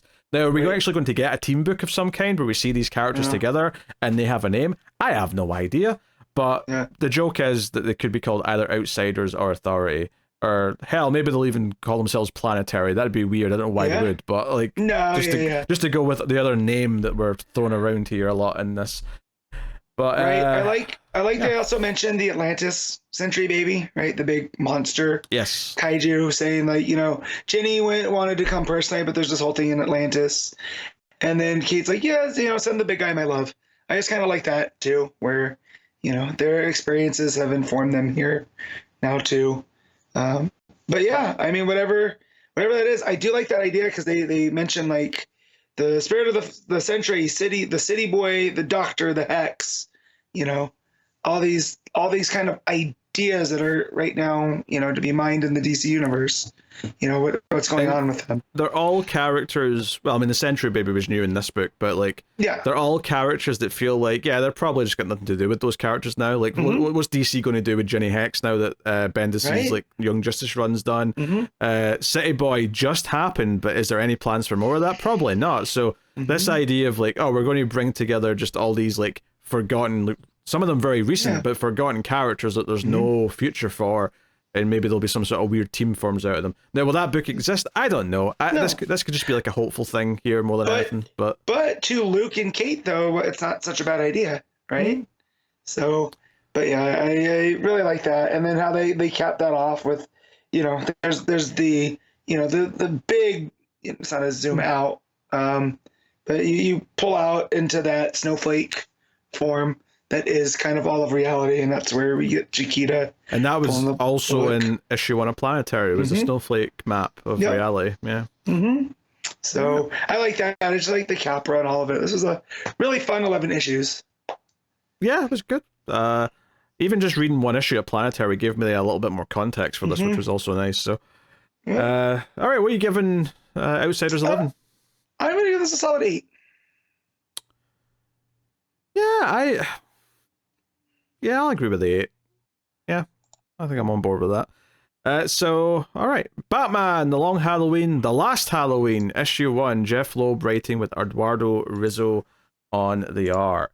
So, yeah, I was looking forward to this. Obviously, Jeph Loeb's output in the last 20 years has been very hit or miss, but something about The Long Halloween kind of like continuity in world, when he comes back to it, it just seems to fit like a glove where, it sounds like Jeph Loeb, like that I like again. It sounds like he's playing in the playpen that he built, and I will say as well, Eduardo Risso is such a solid kind of choice. I know he's only doing one issue; it's a different artist every issue. But if they announced him as the artist for the whole book after this issue, I'd be like, you know what, he's the perfect choice to like emulate thematically. because when I think of Rizzo, I think of Azzarello stuff, which is very hard boiled and pulpy, kind of detective type stuff. So the fact that here is kind of that's what the vibe is. So I read all of Dark Victory this week. That's right. all 13 issues. And I don't like it as much as Long Halloween. It's still really solid. No, to be fair, I don't think most do, but it is a really solid sequel. Yeah, it's a solid sequel. I got so wrapped up in all the moving pieces that when everything was revealed, I thought it would have been a bigger deal. And I'm still kind of confused to some of it. And maybe those threads will get picked up here. But that said, having read all of that and then jumping into the issue 0 and this, I don't necessarily yes, I get more informed. I don't think if you haven't read it, you should gang through 13 issues in 3 days to catch up. I recommend it as a book, but I mean, whether or not you want to squeeze it in now or whatever. I think you could jump in here with the 0, and I think they give you everything you kind of need to go on. I think this issue in particular, because even though the issue 0 was kind of reprinted last week, this does do a job of saying, hey, there was this serial killer called the Holiday Killer. It was Alberto Falcone and blah blah blah, and because these killings went on for a year, he called it the Long Halloween. Right, it started in Halloween and ended the following Halloween, so that's kind of how it got its name. And it just kind of reiterates that this was all the story of Harvey and Gilda, and that they've been missing for a year, which kind of brings us up to date and gets us onto stuff. So the story really properly kicks off. Even though it's nice that it starts with Harvey flipping the coin because he's such a big part of Long Halloween. Yeah. It starts off with Barbara Senior, that is Jim's wife, and Jim Gordon taking young James Jr. out trick or treating, and Jim Gordon insisted that his son go as Batman for Halloween, which it's such weird a weird flex, my guy. You know how much damage Batman's caused for you so weird over the years, right? Like all of Dark Victory is someone trying to kill Gordon, the Hangman, right? I don't get dressing your son up as Batman. Do you know what, I just don't. I think I actually kind of get it in context of the 0 issue, because Babs went as Batgirl before Batgirl was a thing, right? That was in the 0 issue. I kind of feel like this is Jim, especially if his son here, continuity-wise, is going to become James Jr. in the mainline continuity, which is a killer. I wonder if this is a sign that he knows his son's kind of weird, and he's like, "Hey, Barbara Gordon's much better. She went as a Batman. You could go as a Batman too, son. What you want to do is pit your kids against each other." Also, the naming conventions, man. It's Jim and Barbara, and then Barbara and Jim Jr. I know. Oh God. And technically, it's not Barbara Jr. Although, for easy's sake, I would probably just say that for. Because it's obviously it's the niece, but to be honest though, when we say Barbara Gordon, we think of Barbara Gordon. Yeah, I always forget that's what. Jim's... But in mainline continuity, it is his daughter. Yes. So I have a hard time believing that they named the kids after themselves. So. Yeah, I guess we'll just refer to the wife as Bab Senior. Wait, she doesn't want to be called Mrs. Gordon, as we find out. She's Barbara. She lets the police know multiple times. Well, it's a bit of a Holly Gennaro kind of thing going on here. The marriage is clearly stressed. I mean, Batman, his narration even says, Gordon's marriage isn't doing so hot because he's so committed to being, police commissioner Jim Gordon. Yeah. But basically the story here is that someone has kidnapped James Jr., right? Well, whilst they're fighting with each other, the kid goes missing. His candy and stuff is left behind.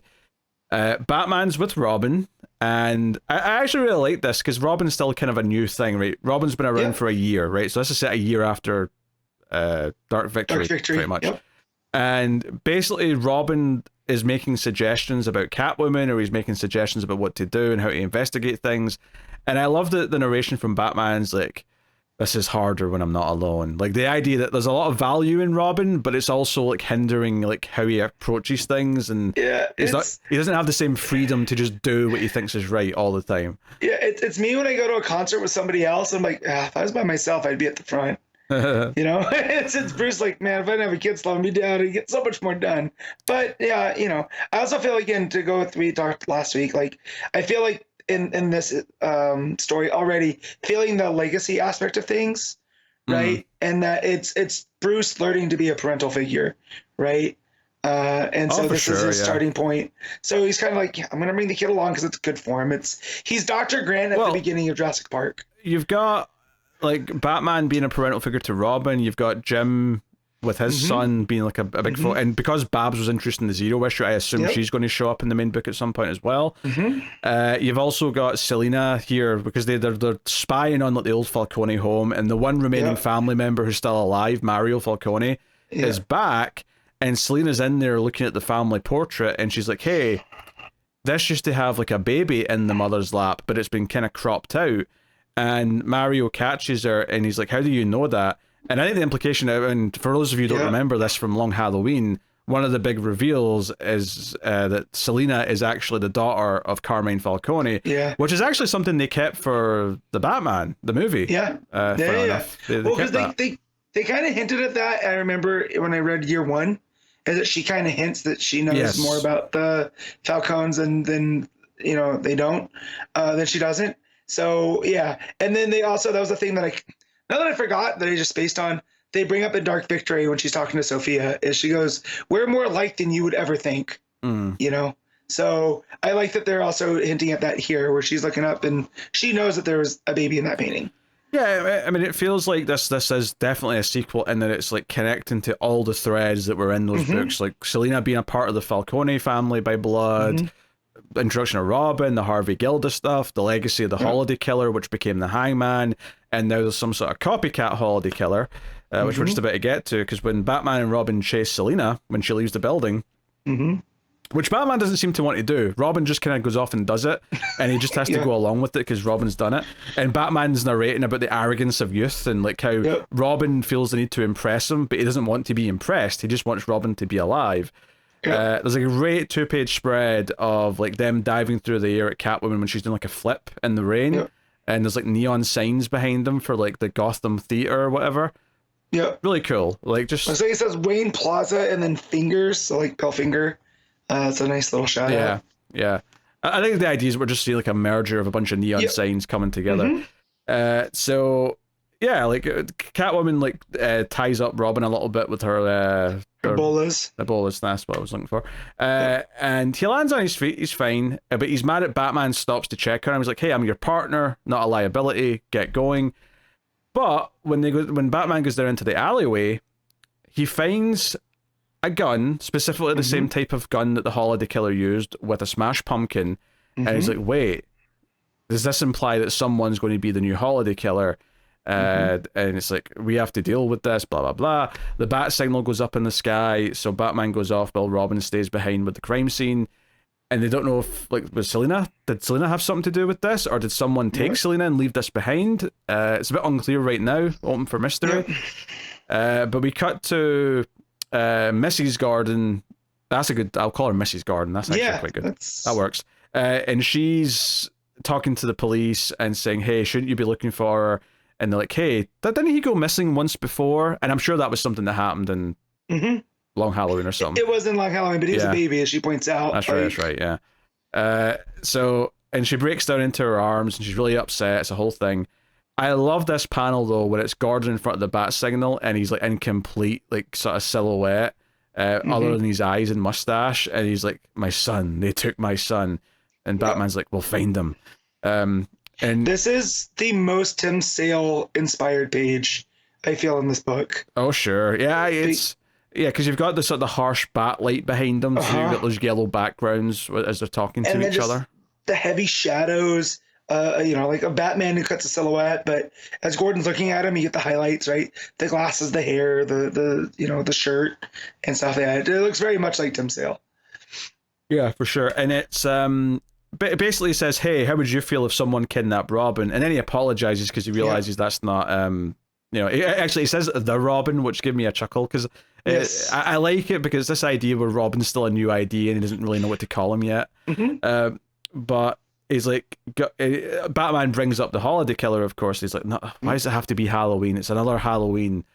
So we cut away to Solemn Grundy, who we know is working for the Dents right now, and someone takes him out, puts a chain around him, pulls him into like the horrible toxic sewer or whatever's down there, and they break in and get to the dance, and they're wearing, and honestly I would describe this as exactly the clown mask that Joker has at the start of The Dark Knight. It is that mask. It's 100%. Right? And it's just two goons, and then there's like a leader who's also got like a clown mask on. Yep. And Harvey even says, like, clowns, are you guys working for the Joker? Because you don't know who you're dealing with. Yep. And this third person, the leader with the clown mask on, shoots Harvey in the stomach. Now, I don't think this is Joker, necessarily. No. It's intentionally mysterious. I think the thing that was getting me is that I couldn't tell. None of the panels made it clear if the gun he used matched the Holiday Killer gun. It was hard to tell, because you never get a clear shot of the gun he's using. No, it's in his hand though. If you look at after Harvey gets shot, and but it's so small and like a big panel that I wasn't sure if that was just like, you know, how intentional the thin barrel is in that shot. But I mean, it very well might be. I think it's meant to be that 22. Sure. That was the signature of Holiday with the taped up. So it's someone who has significant knowledge of the Holiday Killer, right? Yeah, because they're leaving the same gun behind. Yeah. Oh no, you're right. The last page, it leaves it on the floor. Sorry, I'm an idiot. I never even noticed that. I was too busy focusing on the if it mask. was Joker or not. Yeah. Well, I never thought it was Joker, but like because whoever it is takes the mask off and says, "We're going to talk, Gilda, about Holiday, or this will be your last Halloween," and then leaves the mask on the floor. I never noticed the gun was right next to it. Yeah. So yeah, whoever this new Holiday Killer is was wearing this clown mask and knows a lot about the dance. Yep. So also just the whole idea of him showing up as Joker too, knowing how, again, I just read Dark Victory, knowing how that ends with Joker. I do like that Harvey automatically is like, remind the audience and myself, Matt. Yeah. So, man, I just read it during the week.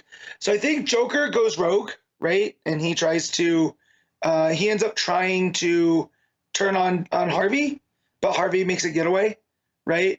So I don't think that he wouldn't come knocking on the door, right? He would try to sneak up because it ends in the Batcave. I remember that much. And that's where Batman's like, oh, we got to dynamite everything around there. And Joker gets away into the tunnels that are beneath the Batcave. So I don't think he'd come knocking on Harvey's door wearing a mask, right? Because I think he's past that. But whoever it is wants them to think that it's Joker, right? Because why else show up in the clown mask? But I do like that Harvey's like, you know, who do you think you're messing with? Right? He's like, if you worked for the Joker, you have no idea who you're dealing with, right? So, I wonder if, like, other than being themed around holidays, if each kill is going to be themed around a Batman villain. So the idea is that this one he leaves like a clown mask behind representing Joker. But if next one he leaves like a cat behind or even if it's whoever he's going after, right? It'd be like a half mask for Two-Face, you know. This was Two-Face. Right. But I don't know. Like, so just whoever the victims are, you know.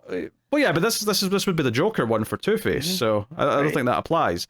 Now, also, is Harvey actually dead? I don't know. The last panel looks like there's like blood coming from his head as if he was shot in the head as well, but I don't think he was actually shot there though, because he was only shot once, and that seems more like just like some blood get dripped on his head, maybe from Gilda's hands. There's two casings though, right? That's true. There is two casings. Yeah. Which fits in, but I don't think it's a headshot. I do think it's definitely the gut. I feel like if it was a headshot, I'll criticize the art for not having like even just like a little black bit in the middle that makes it look like a hole, because it just looks like there's some blood sort of like on his head. Yeah. That said, though, it is kind of a big deal if Two-Face is just outright dead. If they start off the last chapter, the trilogy ender of Long Halloween with the death of Harvey Dent, that's kind of a big deal. That's huge because he is a de facto third character, like the third main character in Long Halloween and Dark Victory.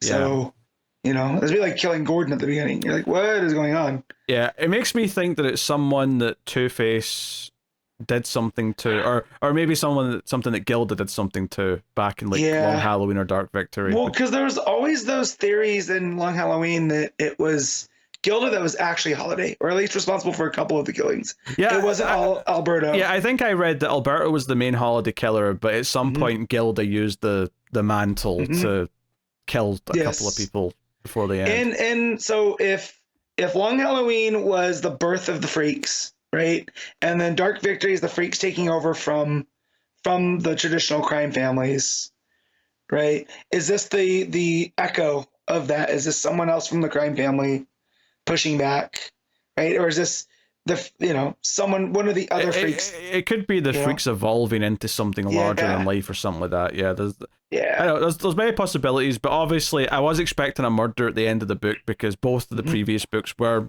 murder mysteries. They both had killers, and it's particularly the end of the first issue of both. Like, I always remember the end of issue 1 of Dark Victory because it ends with that great page revealing someone being hanged at the bridge. Yep. Hanged. Hung is when you've got a big penis, Matt. Hung, whatever. Drink, drank, drunk. Who knows? When someone is hanged, it's always hanged. You've never been hung. True. You've been hanged. So, you've learned something today. Yeah. But yeah, no, I really like this. This felt like it slotted right back into feeling like Long Halloween for me. I like the new mystery. I like Batman dealing with Robin as a partner, and then the kidnapping of James Jr. I think is an interesting wrinkle as well on top of everything else. Just that page where he's there and then gone and all that's left is his candy bucket, right, and his umbrella. It was so it did so much with not a lot, right? Because there's not a lot of dialogue or anything. It's mainly the pictures telling the story. So that's and it had the vibe of Halloween as well. So yeah, I think the big thing here is just like obviously the art's going to be different every single issue. So the issue qualities might feel a bit variant just depending on that, but yeah, we'll see. I'm in for the ride though, for sure. This is a 10-issue series, not 12, which is interesting because it means we won't get to next Halloween. Right, because it'll be done. Yeah, it says 1 of 10. Maybe they're assuming there's going to be a couple of delays. Maybe. They're planning for it. They're saying, like, we're expecting at least 2 delays. That'll get us to October next year for the finale. Yeah. So, and the next artist is Klaus Janson. So we are feasting. Okay. Good stuff. Also, minor coloring touch here I really like is that Gilda's wearing like a jumper, or sorry, a sweater for the Americans. And I love that it's like a combination of the 2 different sides of Two-Face's suit, because Two-Face has got like one side that's black and white stripes and the other side's purple and white stripes. She has black and purple stripes, so she's got like a sort of matching top. I don't know, I like that as a touch. She's wife. She's wife to both halves. It's very nice. We've come a far cry from Batman Forever, where there's like a goth chick on one side and like a angel chick on the other. Yeah, Drew Barrymore on the other. Which is really funny to think. Drew Barrymore was in her 20s in that movie, and Tommy Lee Jones was already like 50 or something like that. It's so funny to think about, but I guess whatever. Two-Face was a scourge. Yeah, a scourge though. So that's true. It checks out. That's true. So there you go. I was expecting like a bigger page count, just purely because there's a lot of back matter. There's like bonus stuff at the back with like pages with no colors and like sort of things like that. So I knew I had a bunch left digitally, right? Because it says out of however many, and then it ended. I was like, whoa, what happened? I didn't realize there was all the back matter. Yeah. So it was a quicker read than I thought. I honestly, if this was 30 pages, I'd have been fine with it, but I'll happily take 10 issues of this. Yeah, I'm down. I'm into it. So, hey, just goes to show, even if the main Batman book sucks, you've got 5 other good ones to read, so it's fine. Yeah. Right? It's fine. What are you giving the last Halloween issue 1? I'm going to give this a straight 8. I'm going to give it a 9. I like it a lot. I love The Long Halloween, I think for a lot of Bat fans, is like one of the first books they read, because they'll read year 1, they might read a couple other things, but they'll usually read Long Halloween early on. So it's usually quite a formative book if you were getting into comics anytime sort of this side of the century. Like anytime after 2000, if you were getting into comics, you probably read Long Halloween early on. And that was true for me. It was like the second or third, probably third book I ever read. So There's a lot of connection there. So awesome. All right. So one last book then, Patreon book every month on patreon.com/MailFuzzTV. You can make me read a book of your choosing at one of the higher tiers. And we're continuing on here with American Vampire. We're on to the final series in American Vampire, and that is American Vampire 1976, issue 1. And I'm actually quite excited because knowing that this is definitively the ending, this is where it's going to end. There's even a foreword at the start of the collection, sort of, Scott talking about how it was rejected at one point at the start when he was pitching it to people and whatnot. I never read the whole thing, I didn't spoil anything, but it just seemed like, okay, they're making a big deal out of it. It is the ending of this, and it's, by the time it ended in 2022, it had been going for like a decade, plus. Yeah, and was it at Vertigo still at the end? No, the last book's actually Black Label. It says Black Label on the front, so that's how recent the newest series is. Yeah, I was gonna say, because I don't think Vertigo was around really, right? Because everything that would have kind of gone to Vertigo went to like different imprints, like Hill House. If anything, like the last one that I did, Second Cycle, was probably one of the last Vertigo books ever published under that banner. I mean, maybe not the last one, but definitely near. Close to it, though. Yeah. So, yeah, super interesting to see where we jump to, because we had all that space stuff last time, the Isaku, the beast from underneath and all that. So, yeah, issue 1 of this is interesting. Obviously, we're jumping ahead about another decade or so. Although, that said, the first page is actually a scene from 1741 of all time periods, where there's a tree growing that sprouted too quick, and there's two people talking about how it's a bit unnatural this tree is sprouted so easily. And they rip it up, and there's like a demon or maybe some sort of vampire in the roots, and they kill it, right? They just axe it to the head, and that's just your little tease of something that might be relevant later. So it was a really cool visual, I'll give it that. It was proper, like, monster movie stuff. But we cut to 1976 to find that Skinner Sweet is a daredevil. He is doing motorcycle stunts at a stunt show. He's going through the flaming rings. He's, doing loop-to-loops. He's dodging chainsaws that are swinging backwards and forwards on a ramp. And he's narrating some of this. And basically, it deals with this idea, because remember, at the end of the last book, the big thing that happened is that he is now mortal. He turned into a human. Right. And even That's what I thought. Yeah. And even when he tried to become a vampire again, because Cal Poole let him drink his blood, it didn't work. He's like almost immune from being a vampire again, which he doesn't want. He wants to be a vampire. Yeah. And basically, the running thing here that's introduced is that there's a moment where he's going up a ramp that's got like a spike trap at the end, but there's like a target on it. So the idea is he takes out his gun and he shoots the target, and that removes the spike so he can finish the run. And there's a little moment where, in the narration here, as he's lining up the shot, where part of him kind of hopes that he'll miss and he'll just end it. Like, he's got kind of a death wish, and he's constantly thinking maybe he should just die because he hates that he's getting old. Because now it's been 10 years, he's actually starting to age a bit. He's almost 200 years old, technically, in the grand scheme of things. But it's starting to weigh on him, and he hates this feeling of not being powerful, of not being immortal, and maybe he should just die. And he takes the shot, he hits it, and he does. But there's a whole thing afterwards where he goes to the guys running the circus or whatever it is that he's performing at, and he's like, "Hey, it's time to pay me." And the guys basically say they can't because they spent too much money on a baby alligator that they want to breed, which was just whatever. I don't even know what to say to that. Are they down south? They're down south, right? It's funny you say that. There's a Confederate flag behind them. There you go. They're people are stupid. You get them up north too. But yeah, anyways. Yeah. They're probably in Florida. This is very Florida behavior. You have chainsaws on ropes. Him driving a motorcycle through a flaming ring, trying to breed an alligator and spending all your money on it. Very Florida behavior. I don't think it specifies at any point, but yeah, it very likely could be Florida. The big thing here, though, is that he clenches his fist. He clearly wants to beat the shit out of these three guys, but he's not a vampire anymore. He actually just has to take on three big guys on his own, and he kind of has to like just suck up his pride and just sort of say, "Hey, can you pay me what you can?" instead of actually properly fighting. And it kind of shows you that he's feeling a bit emasculated. He's feeling like he just isn't what he was. So that's his introduction. Really solid, really strong, really sets up a different type of Skinner Sweet that is completely changed from anything we've known before. And then we go to an island, or an iceberg even, which is 52 miles west. 52, hey, DC, west of the Alaskan coast. And in a little submarine, a little submersible, it's Felicia Book, who's getting a bit old now, because obviously she's aging. She's not a vampire.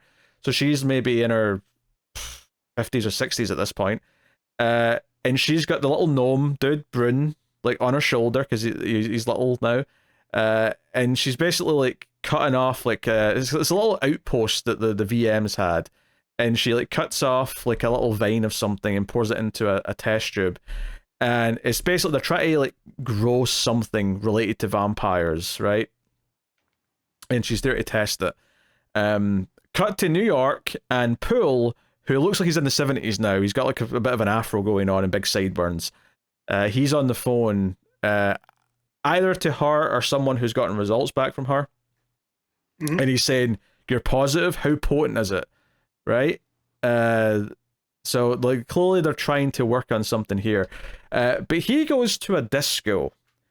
And he goes, and we get another character returning here. One that's not been as frequent, and that is Travis Kidd, who is the 50s vampire hunter, the greaser. And he's here at the disco. He's got longer hair now. And Pill's there to like recruit him. Which is interesting because he's basically saying, hey, the beast is gaining power over the last decade. It's been kind of like possessing more and more people to do its bidding. The Grey Trader still it's kind of its leader and protector. And he's not really there for the VMs because the VMs barely exist anymore, but he's there asking for himself and saying, you know, like this is a thing, and sets up something that's really interesting here actually, is that there's a serial killer in New York, right, called the Peeling Man, who is killing people and cutting off their feet and leaving them hanging and skinning them while they're alive, right? Super proper grotesque, like, you know, Seven on steroids shit. Snyder's working through some stuff. Yeah. Right? And basically he suspects that this Peeling Man is torturing all the victims are former VMs, and he's looking for information on something. He's looking on information for who could be the seventh bloodline, right? Because the Grey Trader and the Beast has got 6 bloodlines that it's chosen and infected, and it needs a 7th. And there's a host being for that 7th bloodline that'll be used to complete the unholy whatever it is that'll let the Beast rise up and take over Earth. So the mission is to find the Peeling Man and stop him, and he wants Travis Kidd's help. Travis Kidd kind of plays hard to get through this scene, but it has a really cool ending though, because he's a DJ at the disco, like I said, and Poole gets all like, hey, you're not going to help me take down this Peeling Man, this is important, we're going to save the world, unless this stupid music and these lasers that you're playing with are more important. And then he just turns and says, this isn't a laser, you idiot, it's a solar lamp. And then you cut to the next page and he just fires solar light into the dance floor, and all of the vampires that are there start burning. It's like a total like big ass moment. It's the opposite of the blood raid from Blade. Kinda, yeah. It's a really badass moment. You realize, no, he's still hunting vampires. That was his thing. That's what he loved doing. And he's still here doing that. This is just like his undercover gig to like trap them all in one place.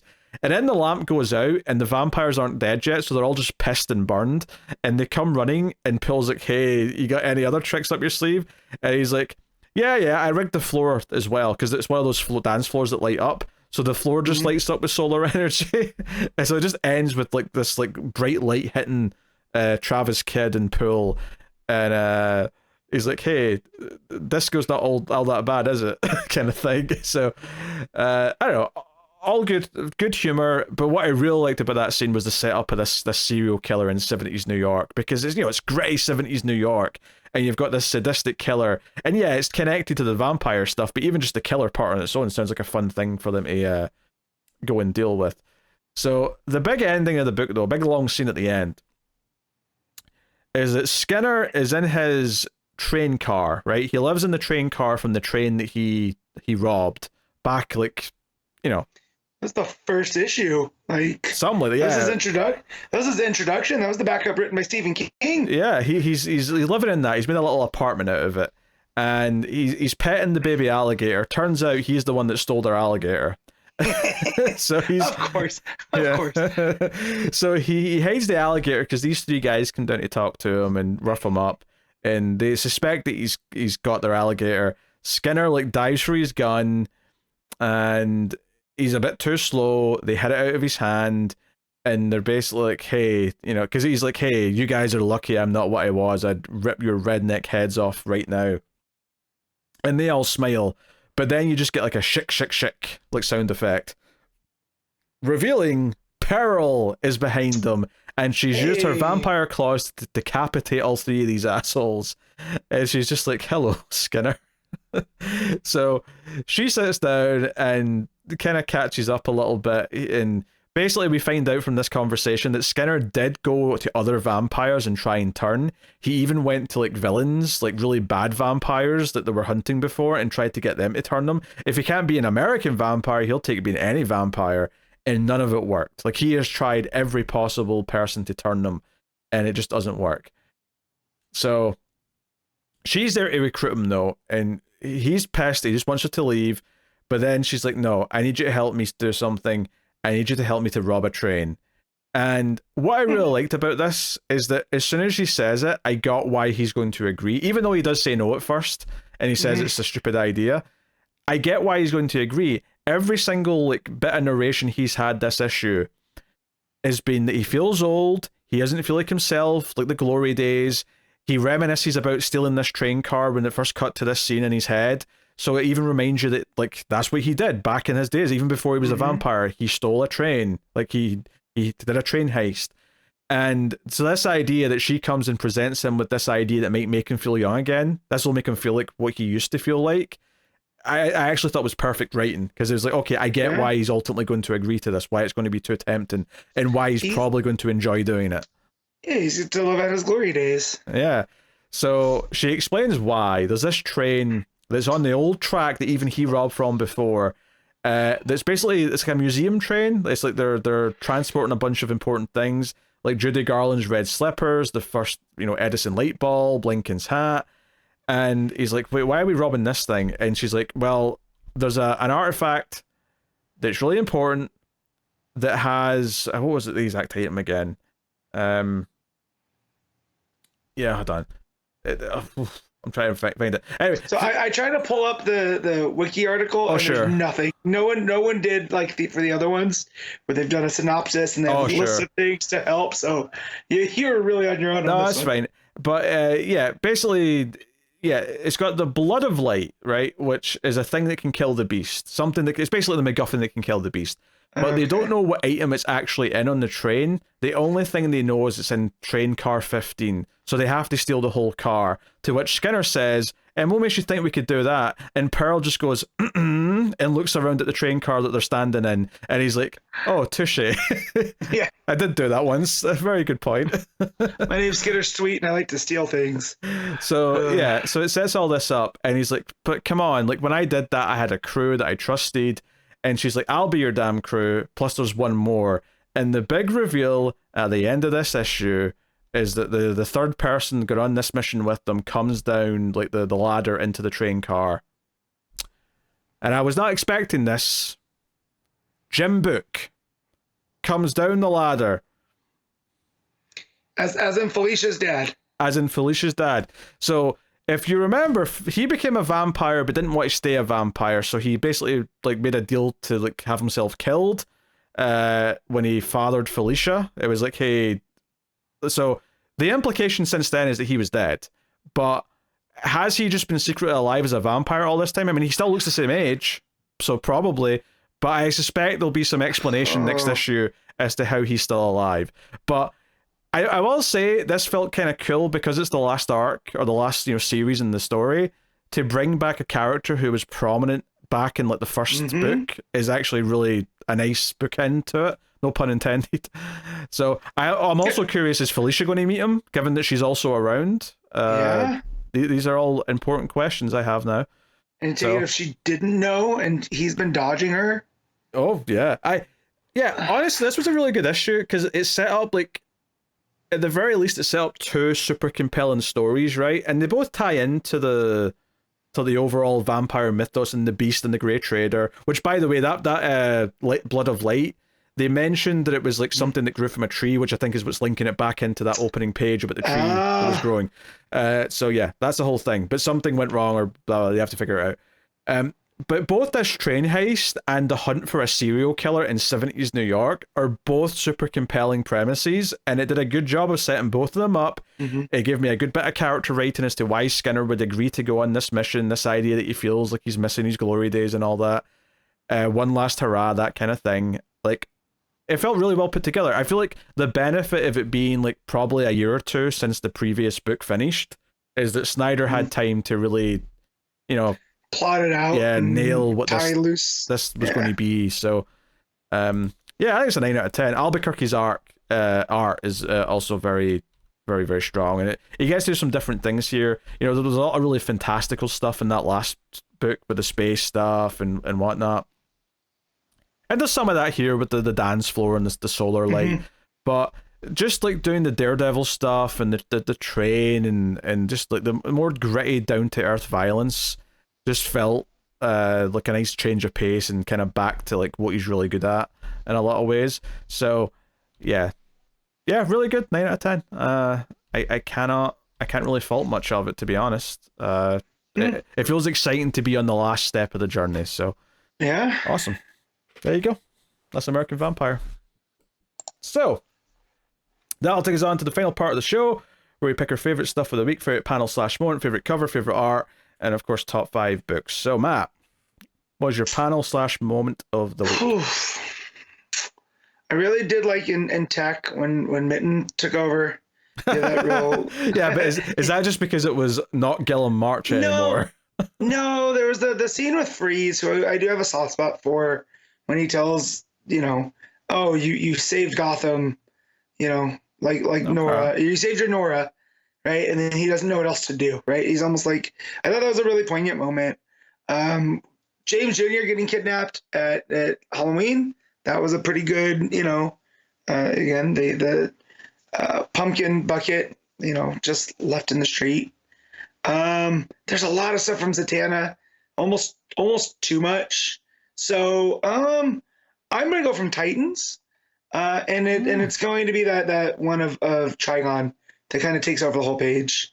That essentially leads to the Megazord of Raven, and it was just a real fun moment. Okay. I think for me, there's a few things I could pick from Long Halloween. I could also. There's a few things, but I think what I'm leaning towards, regardless of the art, the moment in Detective when all the little bat signals are on because people around the city are doing it themselves.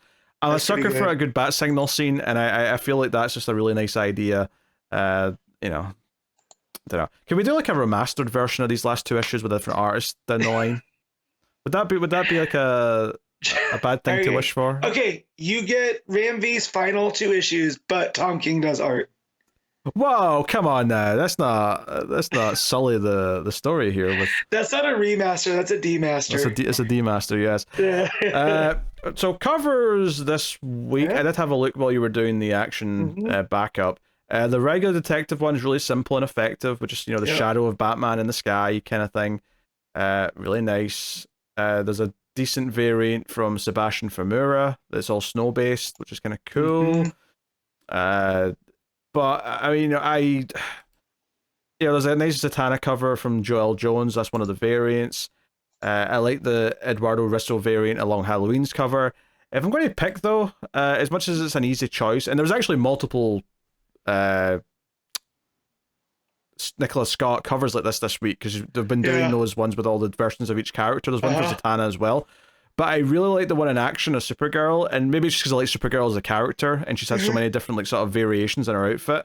I just thought that one was really nice. So I'm going to go with that out of the options. Okay. But there was a lot of choices this week. Yeah. That what was his name? Where is that?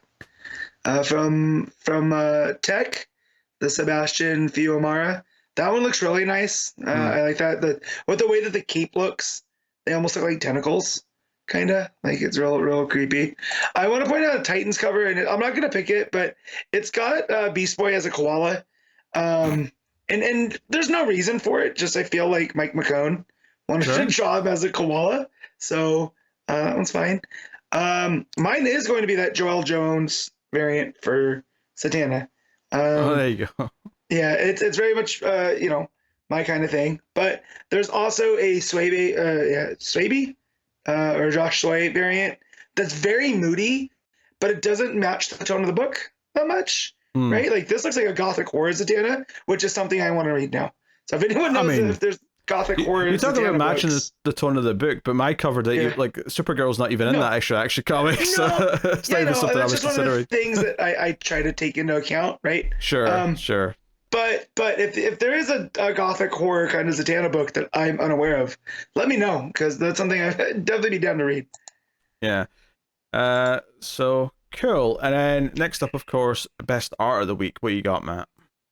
This one's tough. This came down between Meyer and Fernandez, right? It is Fernandez for Zatanna, right? Yep. Yes. No, it's Javier Rodríguez. Rodríguez. Okay. For Rodríguez, I got the Javier names confused.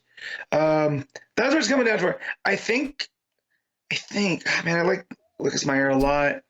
I'm gonna give it to Zatanna, just because of what it does with the color, and a lot of the way that the breakdowns work.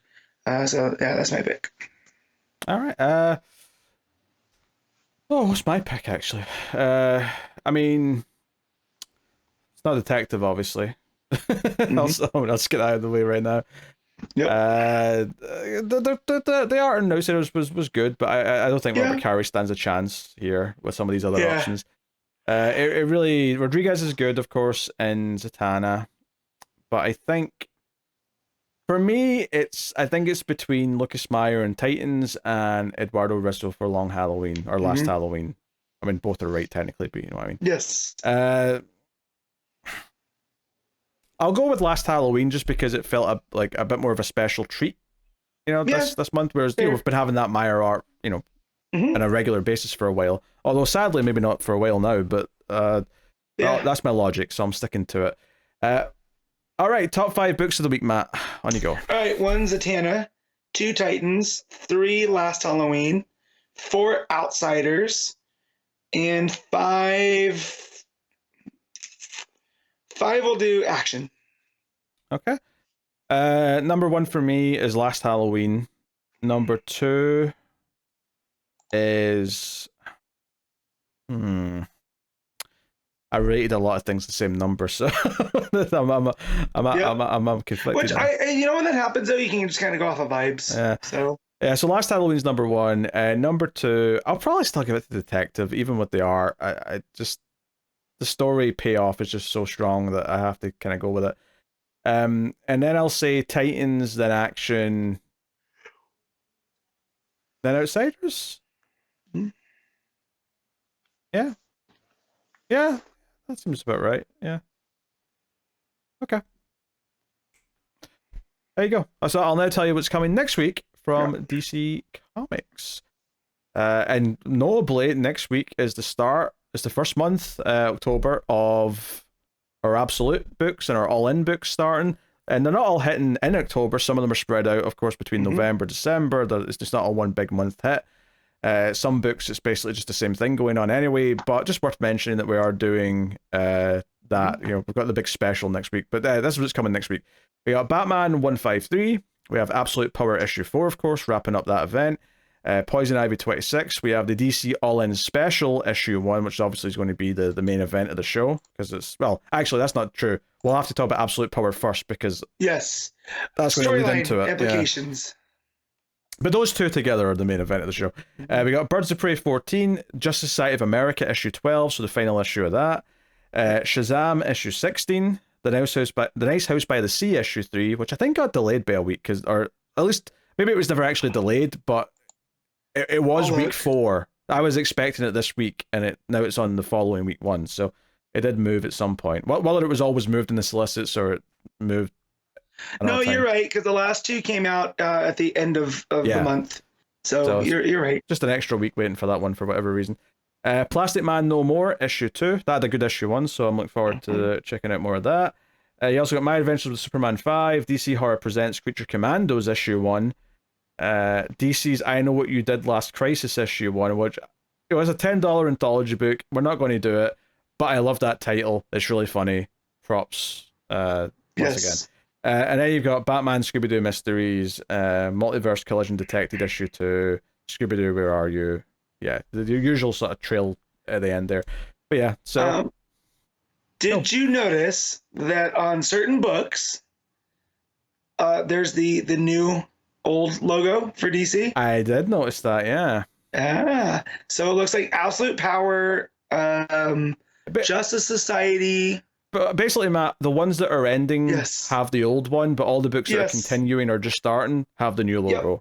Yes, I was seeing if there's any more, but I thought that was pretty funny. And it's basically the old logo, but you know what I mean? It's the new logo in the context. It's the new old logo, yeah. So just South of America, I actually kind of appreciate that. They said it's the last issue. There's no point in changing it for just the last issue. It can just have a consistent dress style.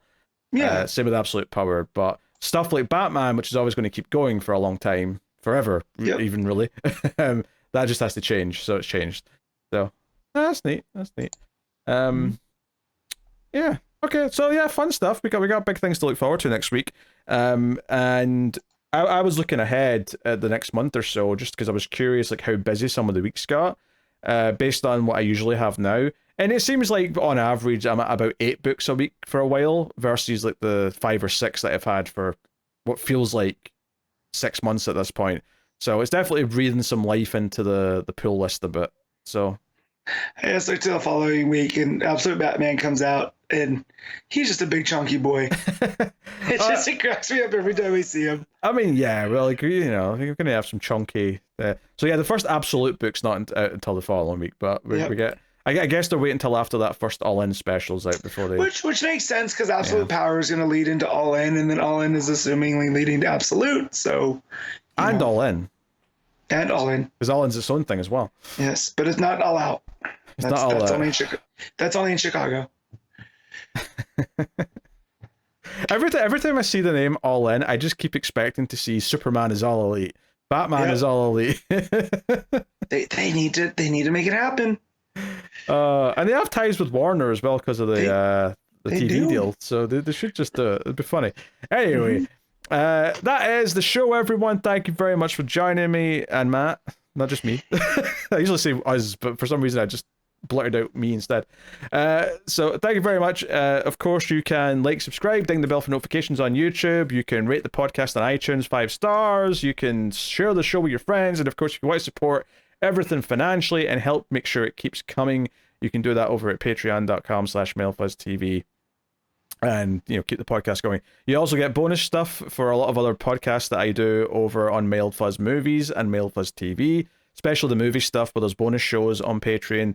If you like the idea of me talking to either, well, I mean, you guys may not know who either David or Tim are, but I talk to them about horror movies, sci-fi movies, other types of movies. We just started the 90s erotic thriller season on Collector's Cut. So that's gonna be awkward. Yeah, the Basic Instinct review is out this weekend at the time of recording. So yeah, go check out that. Anyway, that's the show, everyone. Thank you very much for joining us. We do appreciate it. Keep reading DC Comics, and remember to never get lost in the Speed Force.